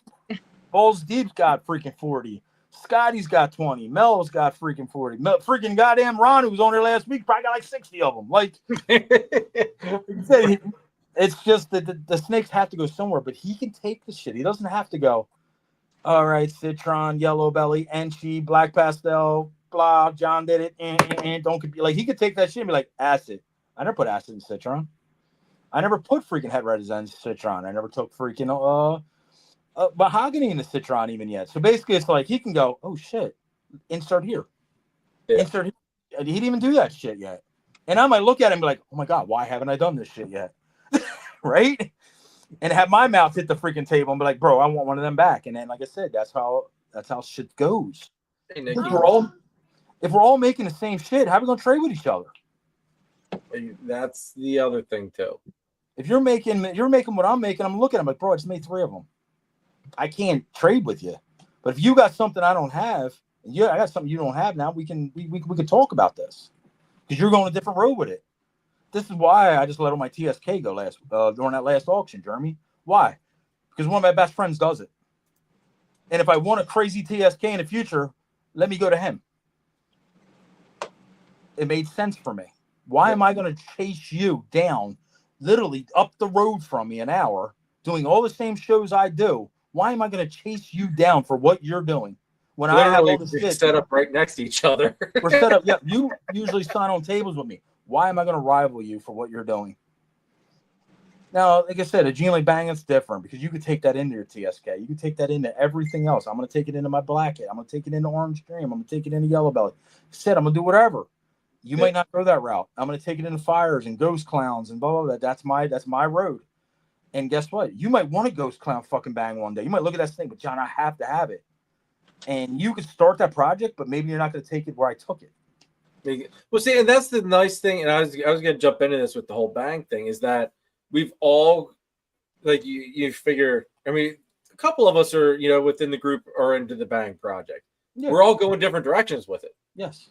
Like, we're all, like, yes, we might have things that kind of overlap a little bit, but essentially we've all gone different directions with it. Yes. Which is what's so great about it, because now later on, like John was saying, I make something badass like bang, TSK, whatever else. John's like, I really want that snake. I've got this. Yep. Bang, whatever. Let's flip flop, and it'll benefit John. It'll benefit me, and it just allows us to keep pushing forward. If we're all chasing the same thing, to a T, none of us are getting nowhere. Our customer base, none of us. Like the guys have bought off me. Like I said, there's a lot of guys watching us right now. We do have Mel watching, and like I said, Scotty and all these guys watching. Like I said, they going different directions. Why? They know me. Freaking Ron, perfect example. Ron, I talked to Ron a lot about this stuff because Ron is new. Like I said, he was on last week.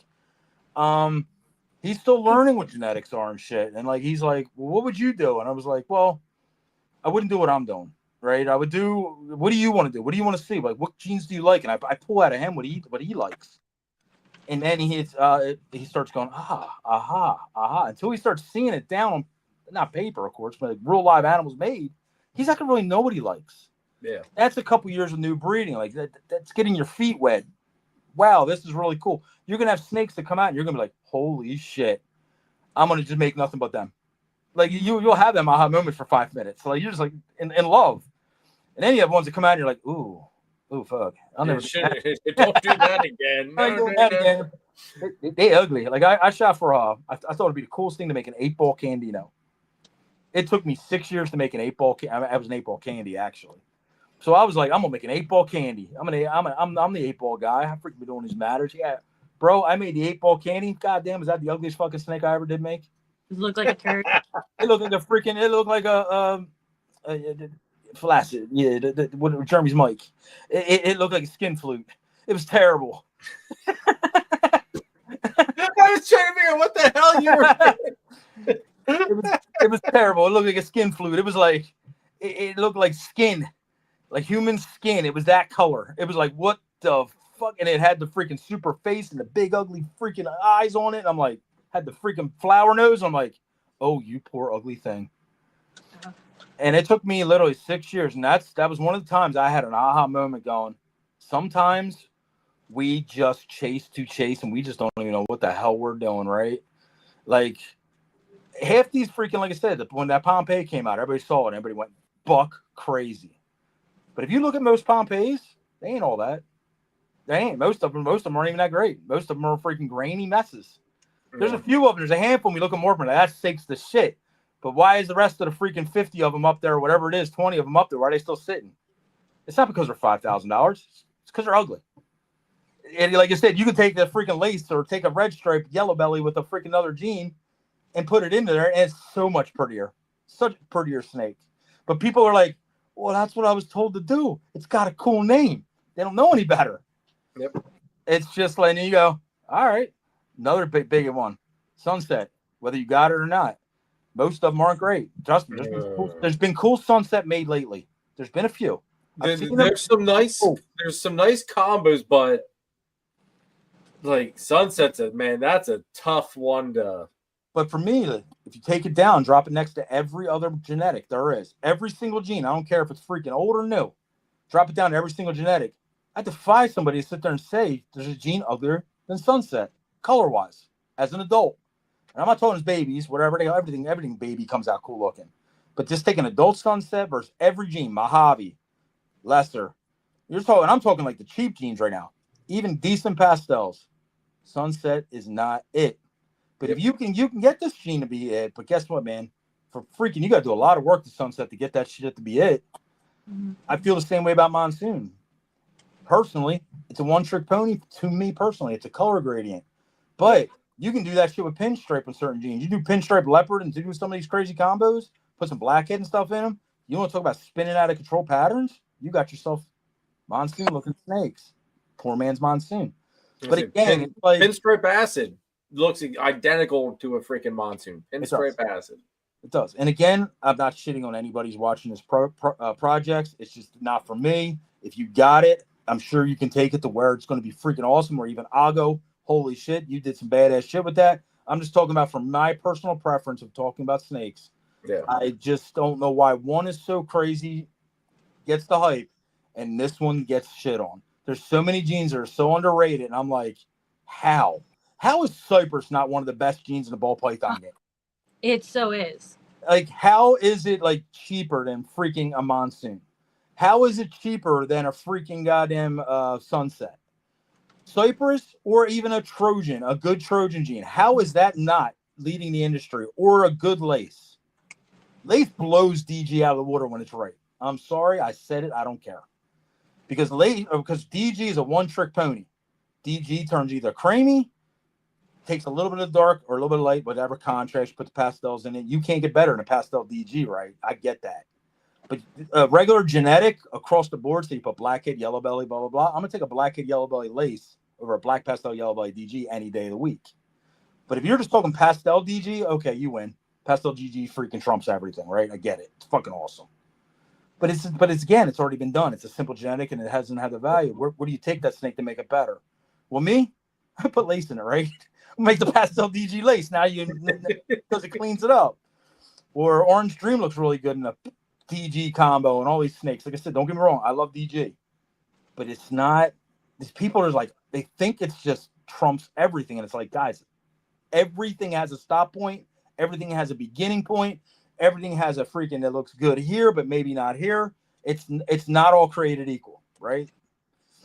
And I think people just get in their freaking minds. I'm like, nah, dude, this is the gene. Fuck it, it rocks in everything. Because there's not one gene that rocks in everything. Not one. Yeah. And that's the thing. But that's also been said for so long. Like, if it's good in clown, it sucks in pied. If it's good in pied, it sucks in clown. Yeah. And that, I mean, there's a lot of times it does prove true to that. Look at acid. Acid doesn't do jack shit in pied barely. Yeah. And I love that. Like you said, I love the way acid gene looks. But guess what? I'm not taking it. Probably pied. Yep. Then it's people are like, oh, I'm going to make the pied. And I'm like, okay. That's your destiny to do it. Maybe you will make the acid craziness. But if you have the dedication to try it, don't give up on it. Just go for it. Yep. And like I said, who the fuck am I to be like, don't do that? It sucks. Well, that's the thing. Like, you don't want to shit on other people's projects or dreams or their visions. But sometimes, I mean, it's hard not to give that constructive criticism to be like, hey, like, do what you want to do, but keep this in mind. Like if somebody has, let's just say something simple. Somebody has a leopard yellow belly Mojave and they have a lesser something blackhead. You probably shouldn't do that combo together. No. If you can help it, right? Because if you're going to hit it, the chances are you're going to hit it. It's going to be a white snake, and you're going to be like, be the bell. and it's going to be like, okay, you'll be like, okay, I'll hold it back if it's a female. And 9 out of 10 times, whatever you wanted it to be, it's going to be the other. Yep. So you just let this crazy ass snake go in the wild. Again, I'm guilty. I have made more fucking goddamn supers by accident, doing stupid shit like that. selling freaking. I've sold things that could be ghost pies with freaking 6 genes underneath them because freaking I was like, damn it, yellow belly lined up on both sides. Yeah, special lace is great. I would love to have that snake, and I would love to see that with a little bit of Trojan and freaking bang sprinkled on top. But long story short, accidents happen, but I would not particularly go forcefully into white snake makers or black snake makers when you're trying to get recessives, because 9 times out of 10, like I said, it's going to hit. You're going to hit everything in it, and you're going to be like, well, fuck. Well, it's even just like we said about with having spider in the mix with something. If the animal you're trying to hit, it's going to have that one gene that you don't really want in there. Spider's coming. Yep. Spider's coming, man. I'm guilty of that more than anybody too, man. I'm like, oh, I'll breed around a spider. I always used to say, I'm going to breed around. Oh, fuck, man. It's the worst freak. Don't ever say them words. Because you ain't breeding around shit. You're gonna hit it every freaking time. Every time, everything you hit is going to have that gene that you were trying to breed around. Pastel's my nemesis gene with that. I got pastel super blackhead, butter, yellow belly, possible head ghost. I had to keep it because we call her Ugly Betty. She's the fucking ugliest snake I own. But I love her. She's so ugly. She's cool. Because she is literally, I'm going to show you Ugly Betty. Let me see if I can get a load of Ugly Betty. Let's see Ugly Betty. I'll put you up on the big screen. Ugly fucking Betty. Oh, gosh. Okay, just moved everything. Where's Ugly Betty at? There she is. That is Ugly Betty. That is one brown ass freaking snake. That is one ugly ass freaking snake, but she's so ugly, she's cute. She's in shed right now, so she's even looking even extra ugly. But she has this like kind of yellow. Somebody else might love the way this looks, right? But this is not ideal for freaking snakes you want to try to sell. But this girl popped out. She had pastel, but she is super blackhead. She is butter. She's yellow belly most likely in this, and she's pastel. And she's a possible head hypo. So this snake is monster power. But guess what? I knew I would never get paid for Ugly Betty. Ugly Betty was so ugly that I had to keep her.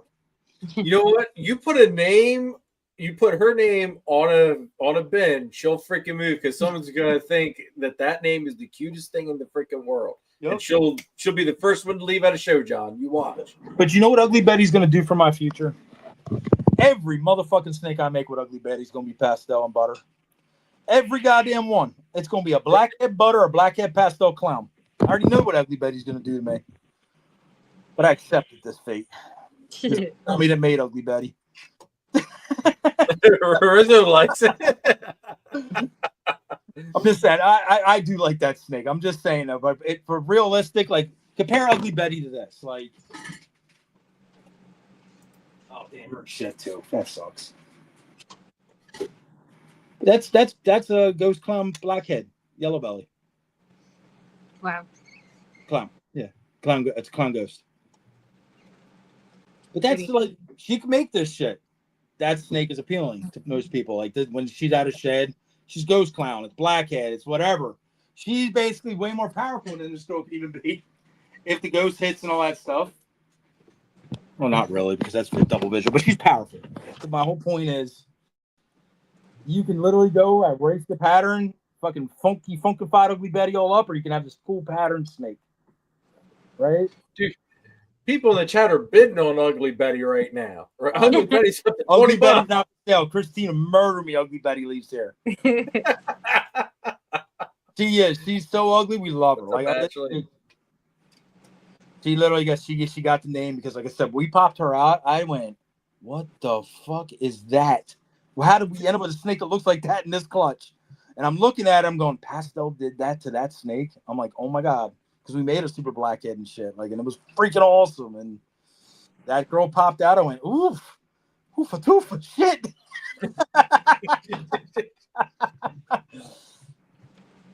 She got a face only a mother could love.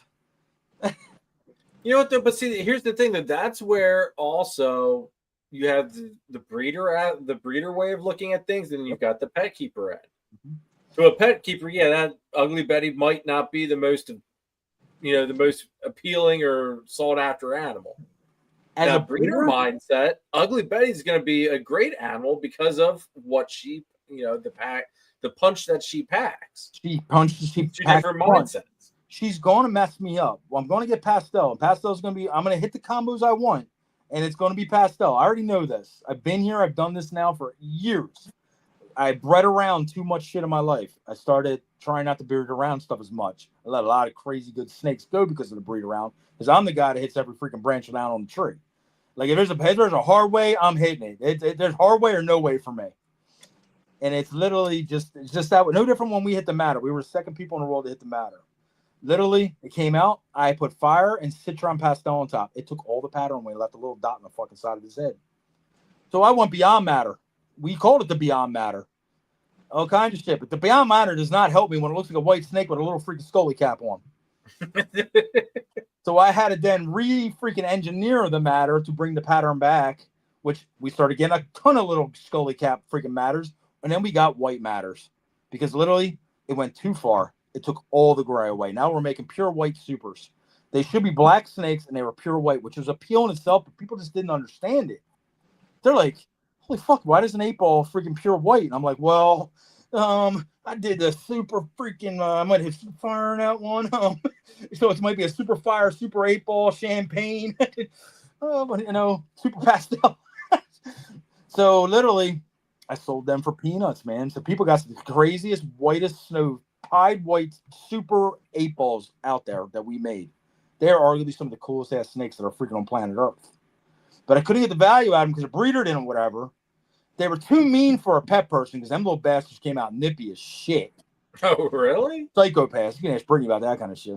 Yeah. Can't touch her. Yeah, psychopath. Cook only.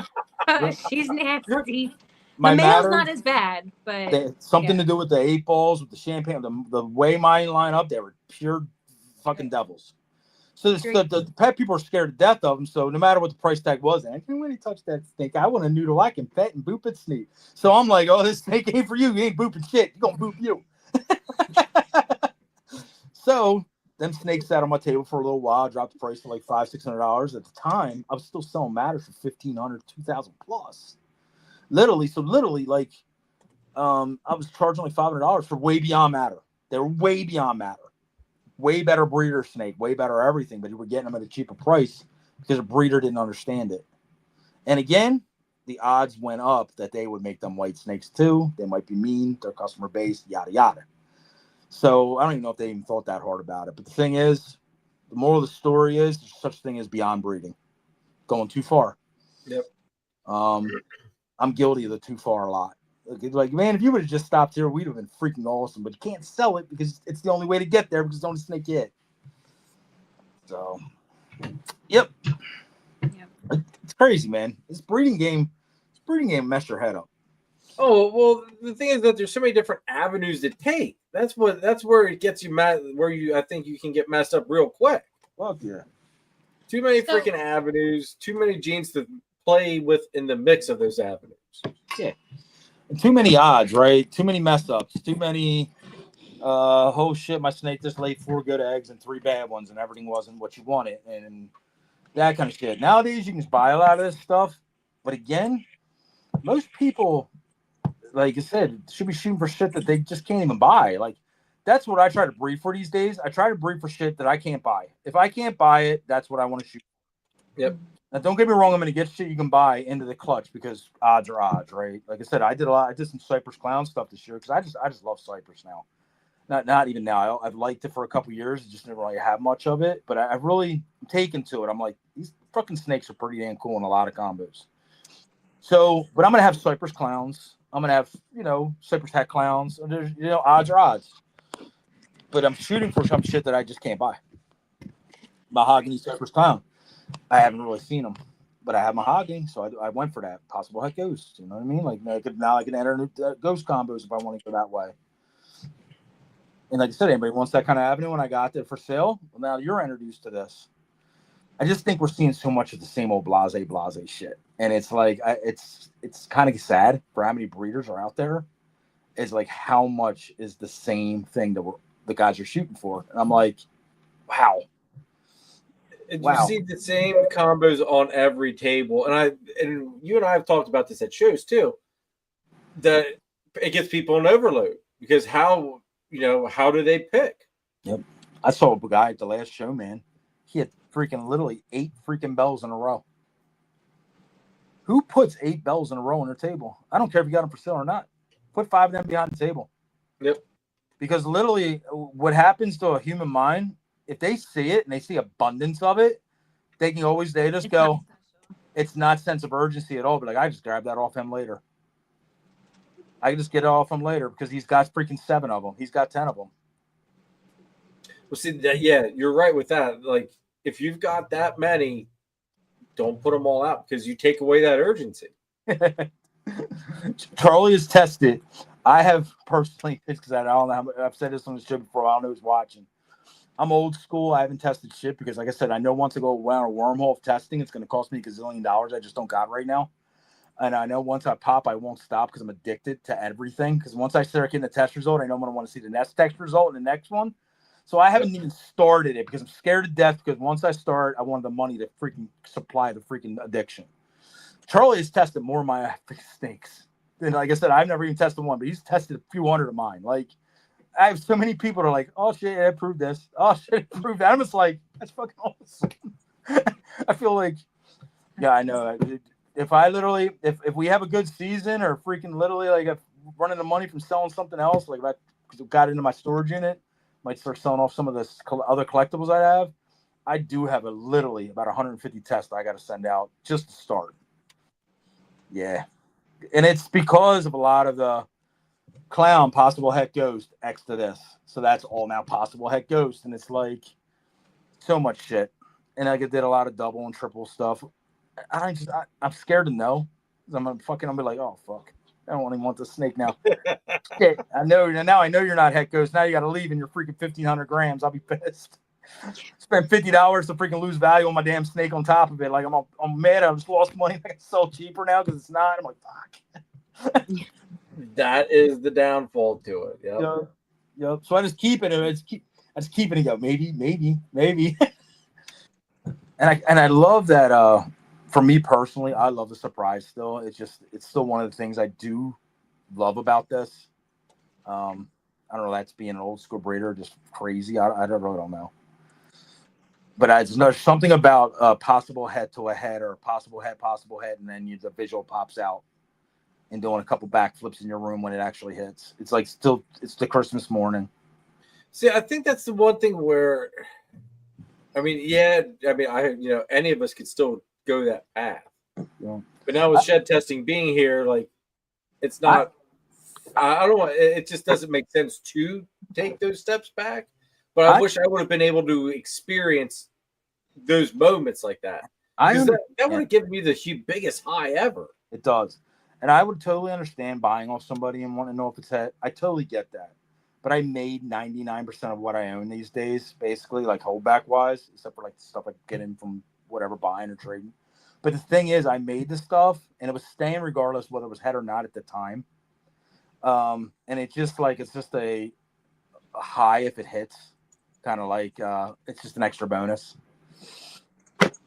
And I kind of like giving still customer surprises, man. I love being able to be like, okay, maybe I could put $100 in some of this stuff, sometimes even $400 or $500 extra if I wanted to. I can do this shit. But Ashley is a perfect example.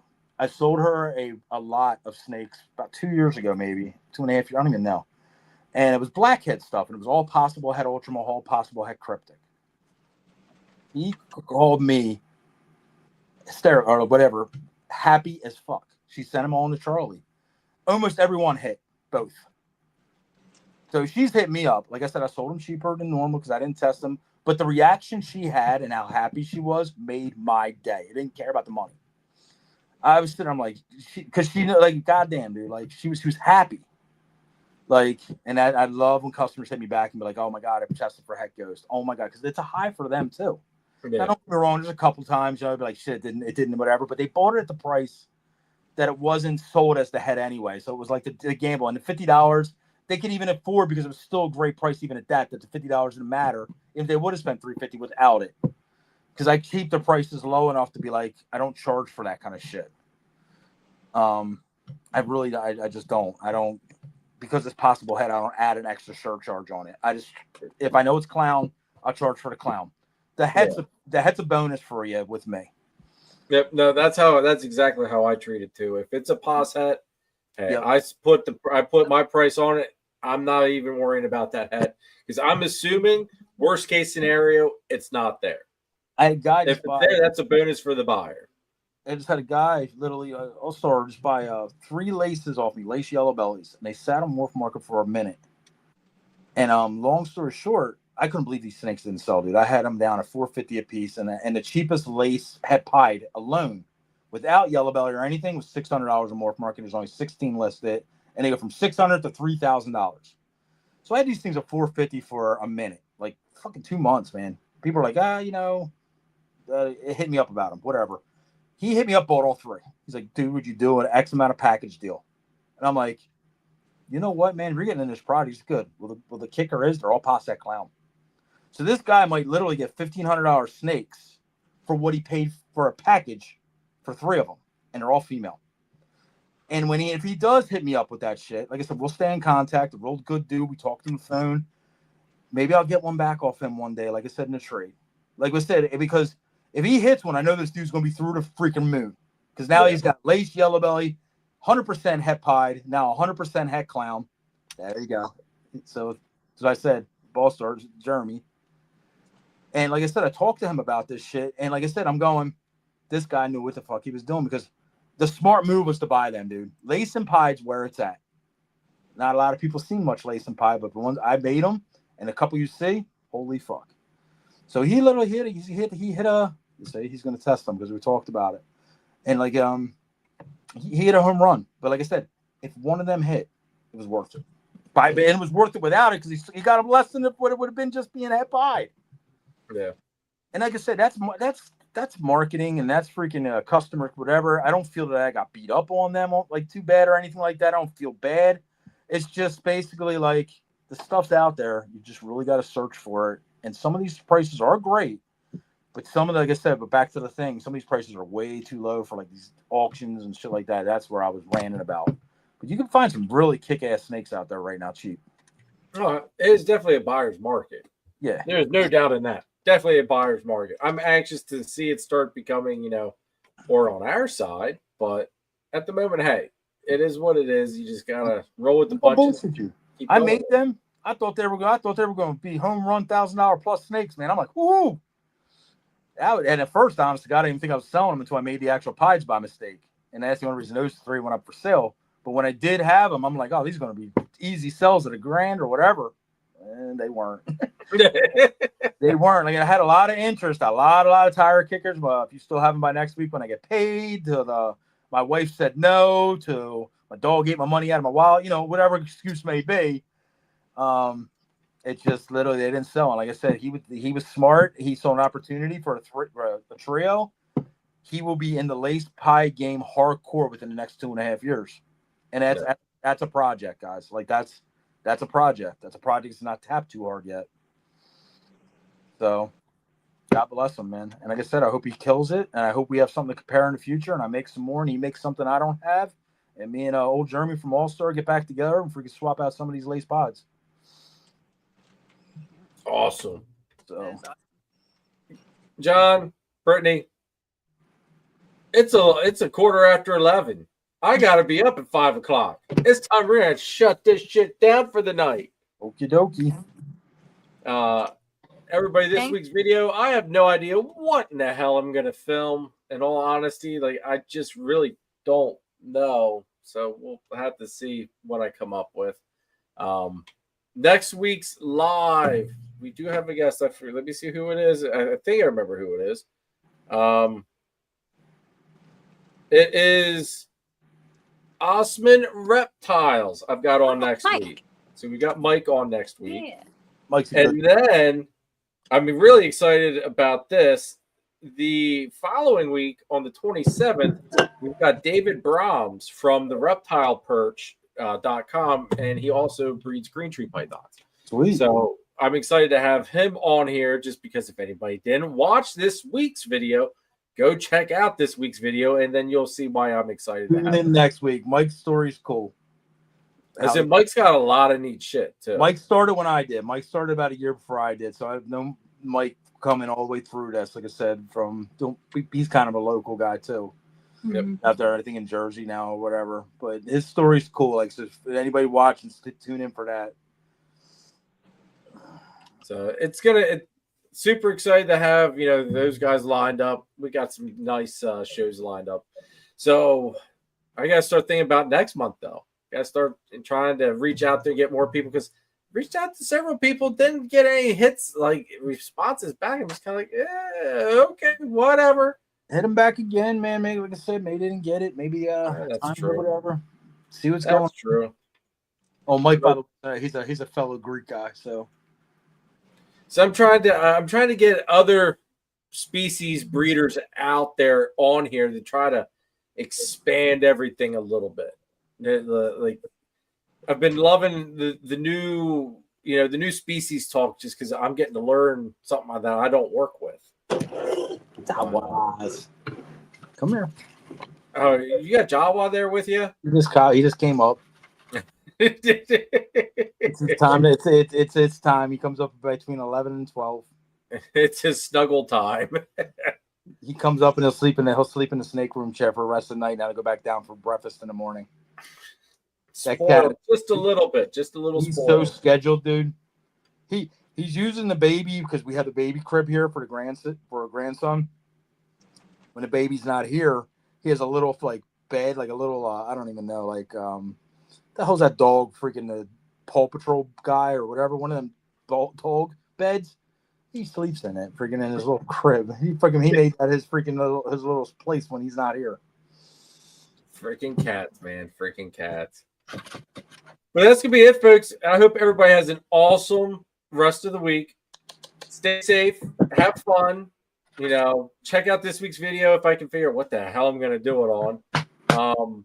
And make sure you guys are here next Sunday. I know it's gonna be Easter Sunday, which Kara yelled at me, and I looked at her. I was like, "Look, dear, it's like I can either have it on Easter Sunday when we're at my family's Easter, or we can move it to Saturday and do it during your family's Easter."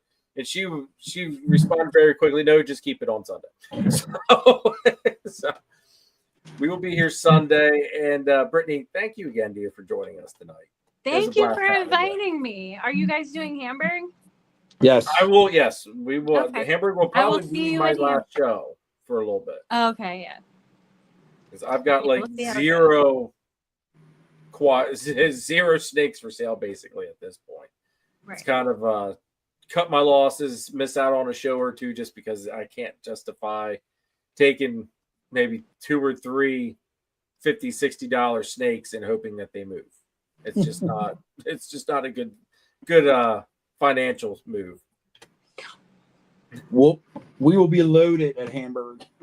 Right. Although, I do got to put a plug out there, folks, for anybody looking for carpet pythons. If you go to the morph market, 2 of the holdbacks that I have decided to, John, are you like taking cat hair off your face? Yeah, you got a cat hair on my face. Okay, I was like, what the hell are you doing? He's a fuzzball. 2 of my holdback carpets that I was, because I kept a 2.2, I am now releasing a 1.1, and they are on Morph Market currently. So head over, check them out if there's something that you're interested in. I do not expect, they're not priced cheap by any means, but they're worth every freaking penny, because if they don't move, I'm not going to argue. I'm okay if they stay. But it's kind of one of those, if you want them, they're going to be worth every penny. So go over, check them out. Nate says, I will give you 6 today. Nate, we'll have to talk. Maybe we can do some snake sale labor for repaying for lines for hardwire connections and stuff. We'll talk. How's that working in Nate's favor? Well, because he has less snakes. He has less snakes? Less snakes. You're gonna Less charge snakes Nate, and you're less gonna wire. charge Nate to sell his snakes. Yeah. I'll do it for free. Terrible friend. Terrible friend. I'll make room on the table for you. Terrible friend. You should be paying him for him letting you use snakes to go to a show. What the fuck's the matter with you? Well, he's not giving me like bangs or anything here. Nate don't own them free. Nate owns everything that's good. Just because it ain't This back is don't mean true. it ain't good. This guy freaking trying to charge him to sell his snakes. Oh my god. Well, how much can the little bit of wire cost? I mean, my salesmanship, man. I tell you what.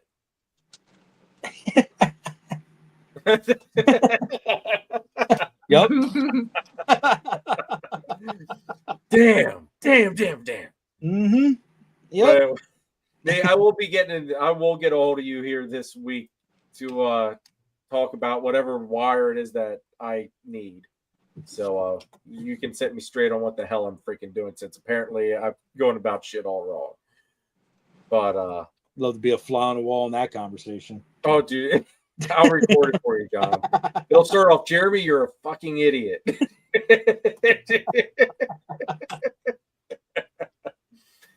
Everybody, have an awesome rest of the week. Brittany, John, hang on here 1 second. You guys know how this whole thing kind of kicks us out. I'll bring us back in here. So have an awesome rest of the week, folks. Later.